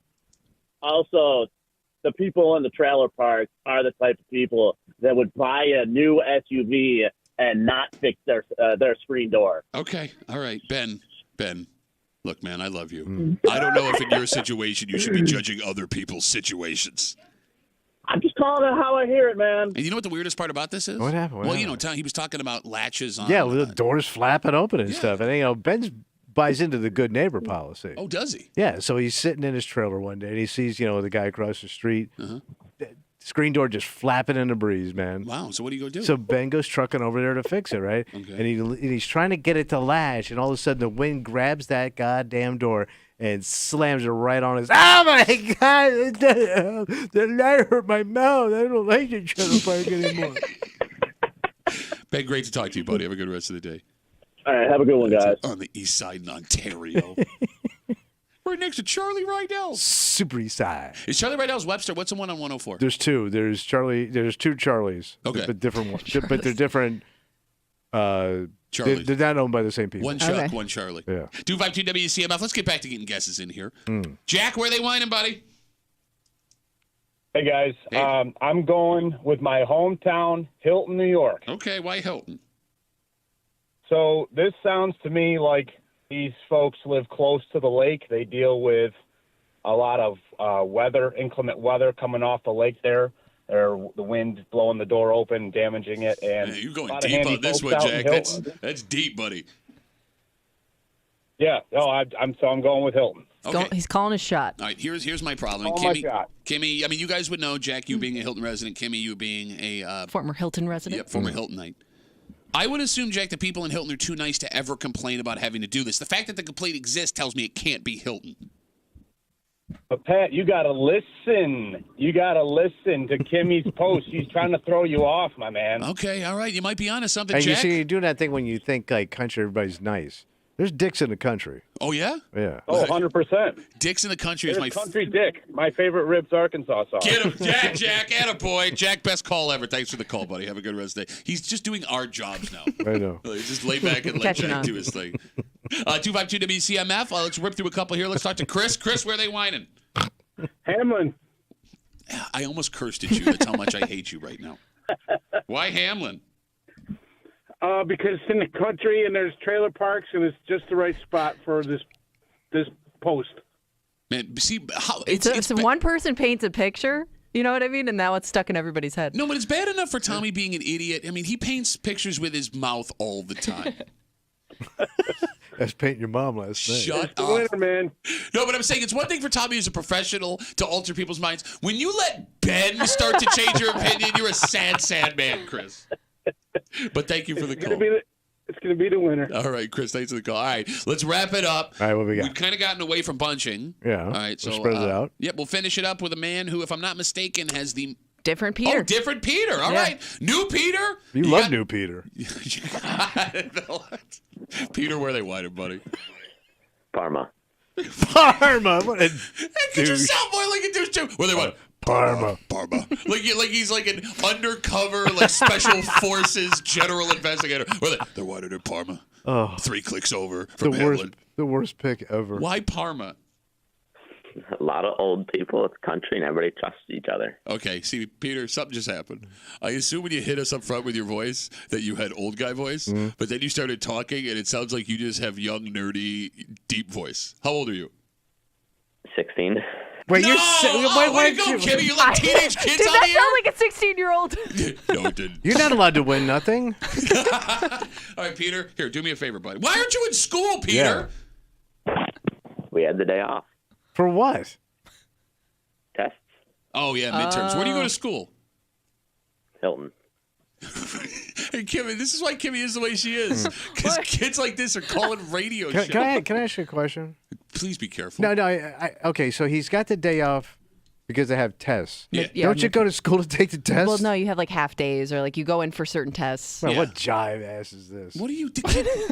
Peter, do yourself a favor. Never listen to this show again. Go to school and study hard so you can be better than everybody that listens to this show, okay? All right. See you, nerdy voice, Peter. 16. Nice. Day off. How was I supposed to know? Call the kid a dick. You would You're not putting have guessed that teenage either. kids- No, you don't know how midterms and finals work? What do you think? We never did that stuff. Well, I did. You got like 2 weeks of Yeah. tests, and you have to test everybody in the school on everything, but you only have like 8 classes. So You you just go in when your test is being given. Exactly, and it only takes half a day. So like last week, my kids had 2 tests. They had the rest of the week off. Man, what? Man, what's cake? Man, what's cake? He only passed home ec. Well, the answer was, the question was, man, was. And the answer, it turns out, was cake. You idiot. All right. We'll get into it. Let's find it. We're done. I'm done with this right now. Yeah. Here are here are our guesses. Oh, well, by the way, has your guess been taken since the other one you wanted? No. Okay, you said you were going to let him say it before we got a winner. No, I said we'll do the winner. Okay, and then we'll go ask him. No, because he's going to go, it was that one. No, you want me to tell you now? What am I going to get It's the only way we're going to know for sure. All right, what go was for it. It was going to be Bloomfield. Because I was trying to think of like a country area inside of like a wealthy area. Wait a minute, you were going to... I just want to give you the buzzer because, like, why? It just came to me. So you went from North Greece, specifically North Greece, to Bloomfield. Well, you know, there's that spot between like Victor and then like country. And I was thinking country, but close. It's And not like Bloomfield was kind of country, no? Well, it's kind of in that area. I would think if you're going to do that, you would have went with Victor. No, because that's too... No, there's country in Victor. There is. But Bloomfield's straight country. Like, there's no nice in Bloomfield. It's just average. There's no nice in Bloomfield. No, not like... Victor's got, like, estates with, like, stables and So does It putting kind of greens. extends into Bloomfield, though, no? I guess I've never spent that much time No, in Bloomfield... Who is he? You just picked Bloomfield. No, Bloomfield, it drops off. Okay. Bad. All right. This Real is the bad. most anyone has ever said the name Bloomfield into a microphone in the history of the town. Even Colonel Bloomfield, who founded it. Yes. Shut up. He fought in 1776. Could you not? Or 77, 1977. No, he got there early. Guys, where are you? He took on the disco revolution. All right. Tommy is in Greece despite the fact that he may have wanted to switch to Bloomfield. I'm out in Churchville. Nick is in Gates because you got a lot of pussy people out there. Oh, yeah. Sean's in East Rochester because they love spending their money on SUVs and not on doors. Hunter is out in Spencerport because he says it's a place with money and he must live in Spencerport because I think only people in Spencerport think that. Ben picked the east side town of Ontario. Jack, who's from Hilton, picked Hilton and then started doing our jobs for us. Chris picked Hamlin because he's a dick. And Peter, who's 16 years old, picked Parma. And Kimmy's about to lose her job for that. Our youngest picker. He is. He's got to be our youngest guy to play. Just phrasing. Huh? Nothing. Well, everything's dirty with you. Kimmy? Yeah, let's go. Let's make this happen. Thank you. Rockport! Bloomfield! Greece! Fairport! Where they whining? Whew, well, we bunched this week, but we do have a winner. Come on. There's a winner in the bunch. Come on. Because they whine it in the Pittsford of the East Side, buddy. Or the West Side, buddy. Spencerport! Who's Spencerport? Who had Spencerport? That would be Hunter, who we made fun of mercilessly. Yes. And it turns out it was Spencerport. Wow. Nah, I guess that checks out. Yeah. Because like Spencerport, as I've said before, based on, first of all, the number one thing about Spencerport, every person that grows up in Spencerport in high school is a dick. Every kid that goes to Spencerport High School, when they're there, They never is a lose dick. that chip on their shoulder. Yeah, and look, here's the thing. You all grew into fine people, right? But while you're there and you know I'm right, you're just a massive dick. Second, Spencerport also seems like a town where neighbors are going to do something nice for you and then just mercilessly make fun of you behind your back, kill you. Yeah. Checks out, right? Yeah, I think so. Damn. Congratulations, Hunter. Yeah, way to go, Hunter. We're all proud of you. And let's block Peter's number for like the next 4 years. Yeah, That would be great. All right. Let's take a break. You know, they say a name is nothing but a description of you. You believe that differently, Tommy. What do you mean? That a name matters as to what kind of person you become and how people look at you. Oh, probably, yeah. Well, there are names that were once prominent in America that are disappearing. In fact, to the point where some could be going extinct. And there are people listening right now whose name is very common. Oh. And may not exist 10 years from Well, because it probably sounds old school. No, this is how you're going to realize you're old. All of the people, all of your friends are named these things. You're going to think these are contemporary names, and they could be gone in a decade. Damn. And we'll tell you what they are next to the break room on 96.5 WCMF.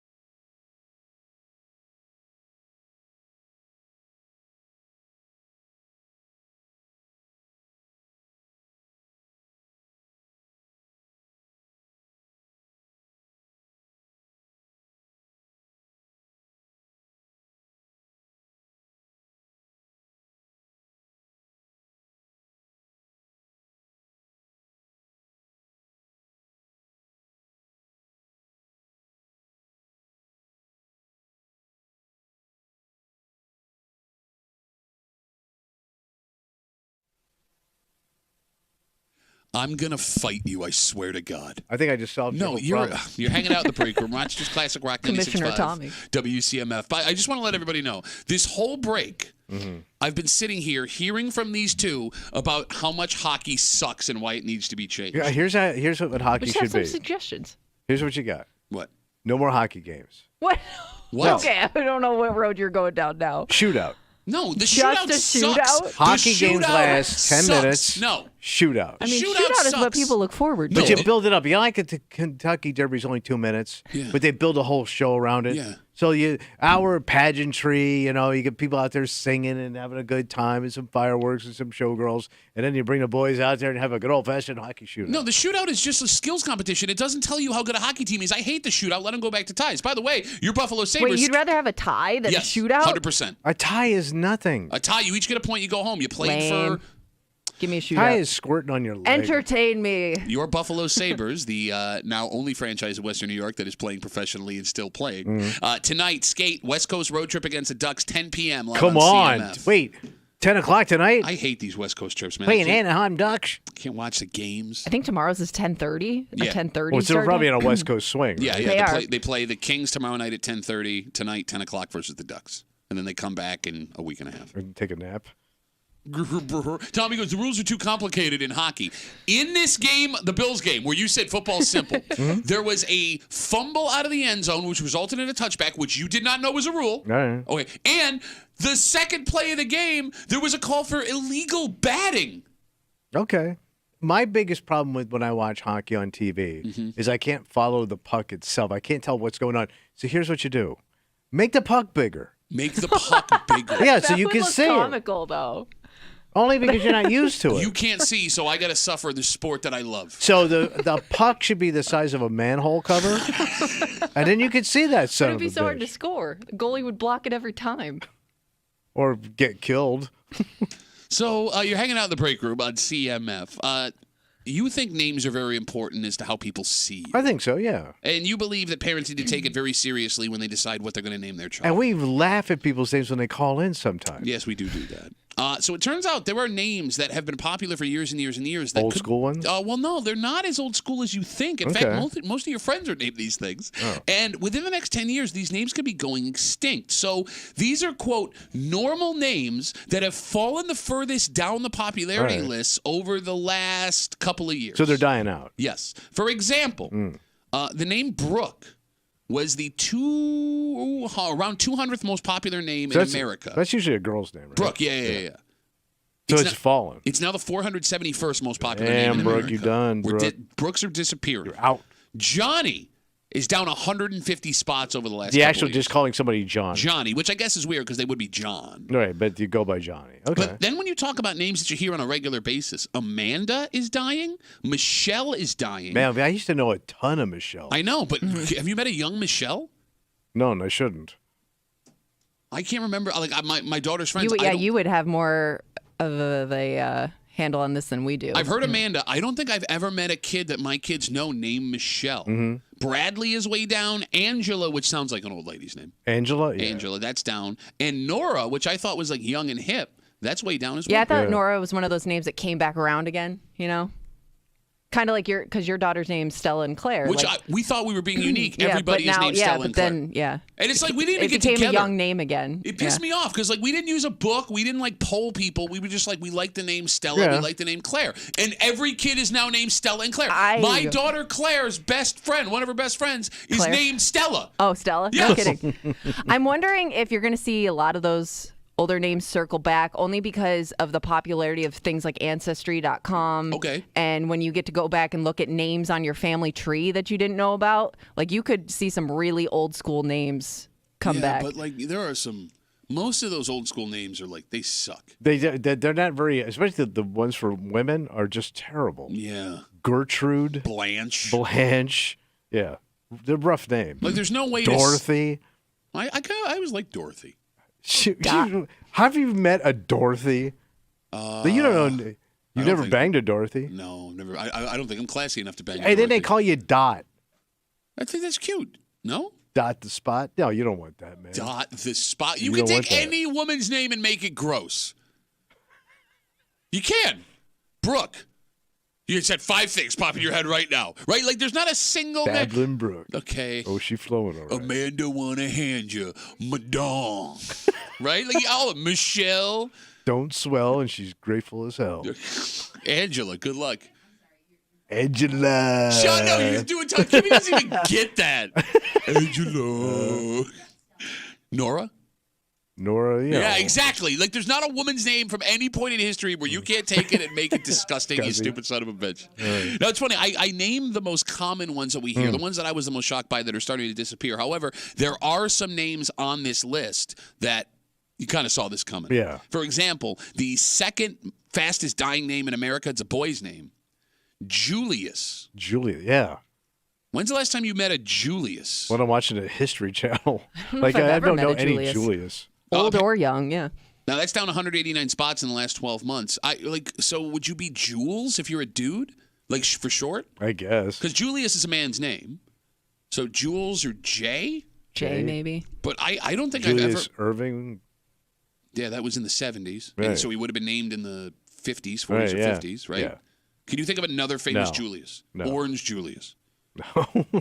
And then I don't know if this is a boy's or a girl's name. Because like I've met girls like this, but I know that Mackenzie. Oh, I know a couple. Well, they're now toddlers. I get toddler Mackenzies. So is Kenzie swooping back around? Yeah, I think so. Is Bradley an old man's name? Brad? Bradley. Bradley. Yeah, I think so. Because it would be Brad for short. The only I can think of is that famous actor, but that's the only one. Who?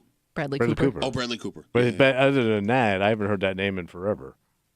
Till that guy showed. I mean, I knew a lot of Brads our age, but I don't know. That's what I'm saying. Yeah. Like Brad I'm seems surprised like our naming, my name and your name are obsolete. Like Tommy and Pat. Okay, Those are like wonder if- old names. Patrick is a very good name. It's a strong name. Strong Irish name. Yeah, but nobody cares about strong Irish religious names. Well, it doesn't have to be religious. It's a strong name. Patrick. I lucked out in the name lottery. Patrick Duffy. It's a strong name. But did it ever bother you Yeah, as a nobody's kid? got it. Like to have? Kimmy doesn't get that. Did it ever bother you as a kid to have like a name where you had other kids in the class with the same name? Like Yeah. I remember, like at 1 year we had like 5 Matthews in our class. Like I wonder if that discouraged that generation from naming their kids Oh, something sure. where they knew a bunch of other kids were going to be named the same thing. Yeah, we do see them go in cycles, so maybe you're right Yeah. about that. No, to your point, though, in the youth group I went to when I was a kid, there was a Patrick McGee. Oh. It bothered me because his name was more Irish than mine. Yeah. And then, like, we're also Patricks, and we both wanted to be Pat. And, like, I ended up having to be Patrick, and Yeah. nobody ever calls me Patrick. So I always got called Tommy because I was little. So it'd be Tom or Thomas, but when you're little, they just give you the Tommy to Johnny, like the pipsqueak name. Sure. Well, I think Y on the end of anyone's Yeah. name makes you more approachable. And it's probably Except more when you meet them. when what your family calls you. I don't know. Like if there's a Y on a man or a woman's name, Well, like, it's as a happier nickname- sounding Yes, name. exactly. Like it's like Tommy. Like I want to hang out with Tommy. I don't want to hang out with Thomas. Right. Thomas sounds like a dick. And that it's even worse when they correct you to their full name. Like God, if you assumed it was Tom and they go, no, Thomas. Like please. when we have somebody call the show and they insist on being called Thomas, I already know this You're a call's dick. going to suck. Yeah. Like you are the worst. You're uptight. 252 WCMF. We're talking about names that are going extinct, and a lot of them are ones we hear all the time. Brooke, Mackenzie, Amanda, Michelle, Diana, Angela, and Nora, all ones that are plummeting down popularity lists for babies. Let's talk to Teddy. Hey, Teddy. What's up, buddy? Hey, majority people give name the kid is because the obsession of what they do. Perfect example. Name a Penny because of the mother obsessed shopping. Like Stella, like your daughter, probably you obsessed with a beer, right? No, it's funny. I came up with that idea because we were drinking at Salinger's and somebody had a Stella, but No I just kidding, liked really? it. I don't drink Stella. But it all just that sparked much. that. I was like, oh, that name. sounds like a really pretty name. Yeah. Yeah. Teddy, what are your Okay, kids' how names? about, Oh, I'm sorry. Go ahead, buddy. Go ahead. My name, I'm not gonna tell you, but I know I know somebody obsessed with what they call the kid name is his name is Dick. Man, you took a long way to get there, Teddy, and that joke sucked. This is why Indonesia has no comedy. Teddy's headlining tomorrow night. The Jakarta Jokester. Shut up, Tommy. Teddy, great to talk to you, buddy. Have a good rest of the day. Bye. Bye. He called just to set up that joke. He did. And it took him 2 minutes to get Yes. there. Cool, because he was giggling along the way. The only show where you can hear an Indonesian man giggle. The Break Room on CMF. All right, we come back, we wrap it up, we tell you what we're doing tomorrow next to The Break Room on CMF.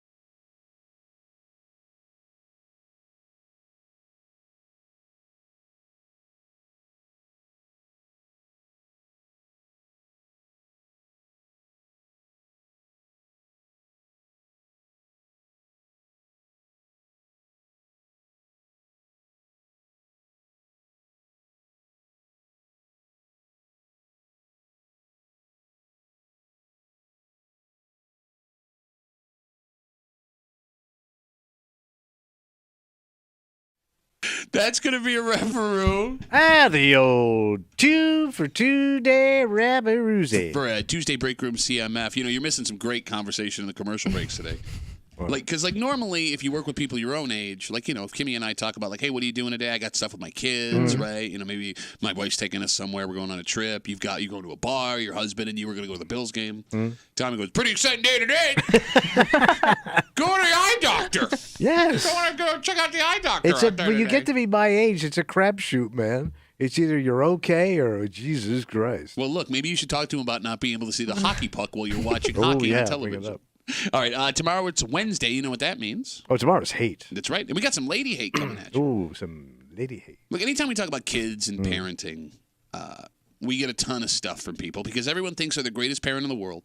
And they want to tell people why they're doing it wrong. Exactly. But the mama fangs come out. Exactly. But this woman who heard us discussing a remarkable 11-year-old kid who was doing something that you, me, nor Kimmy would get near him while he was doing. Yeah. Remember this kid? Yeah. We were impressed, but wanted to keep our distance. Yes, we thought it was insane. Yeah. And even this kid, and we'll tell you what it was tomorrow, his mother heard us talking about it, called up, and she gave us all the insight. And even she, at points, said she wasn't the most comfortable with this idea. But the kid, he's an amazing kid. Yeah.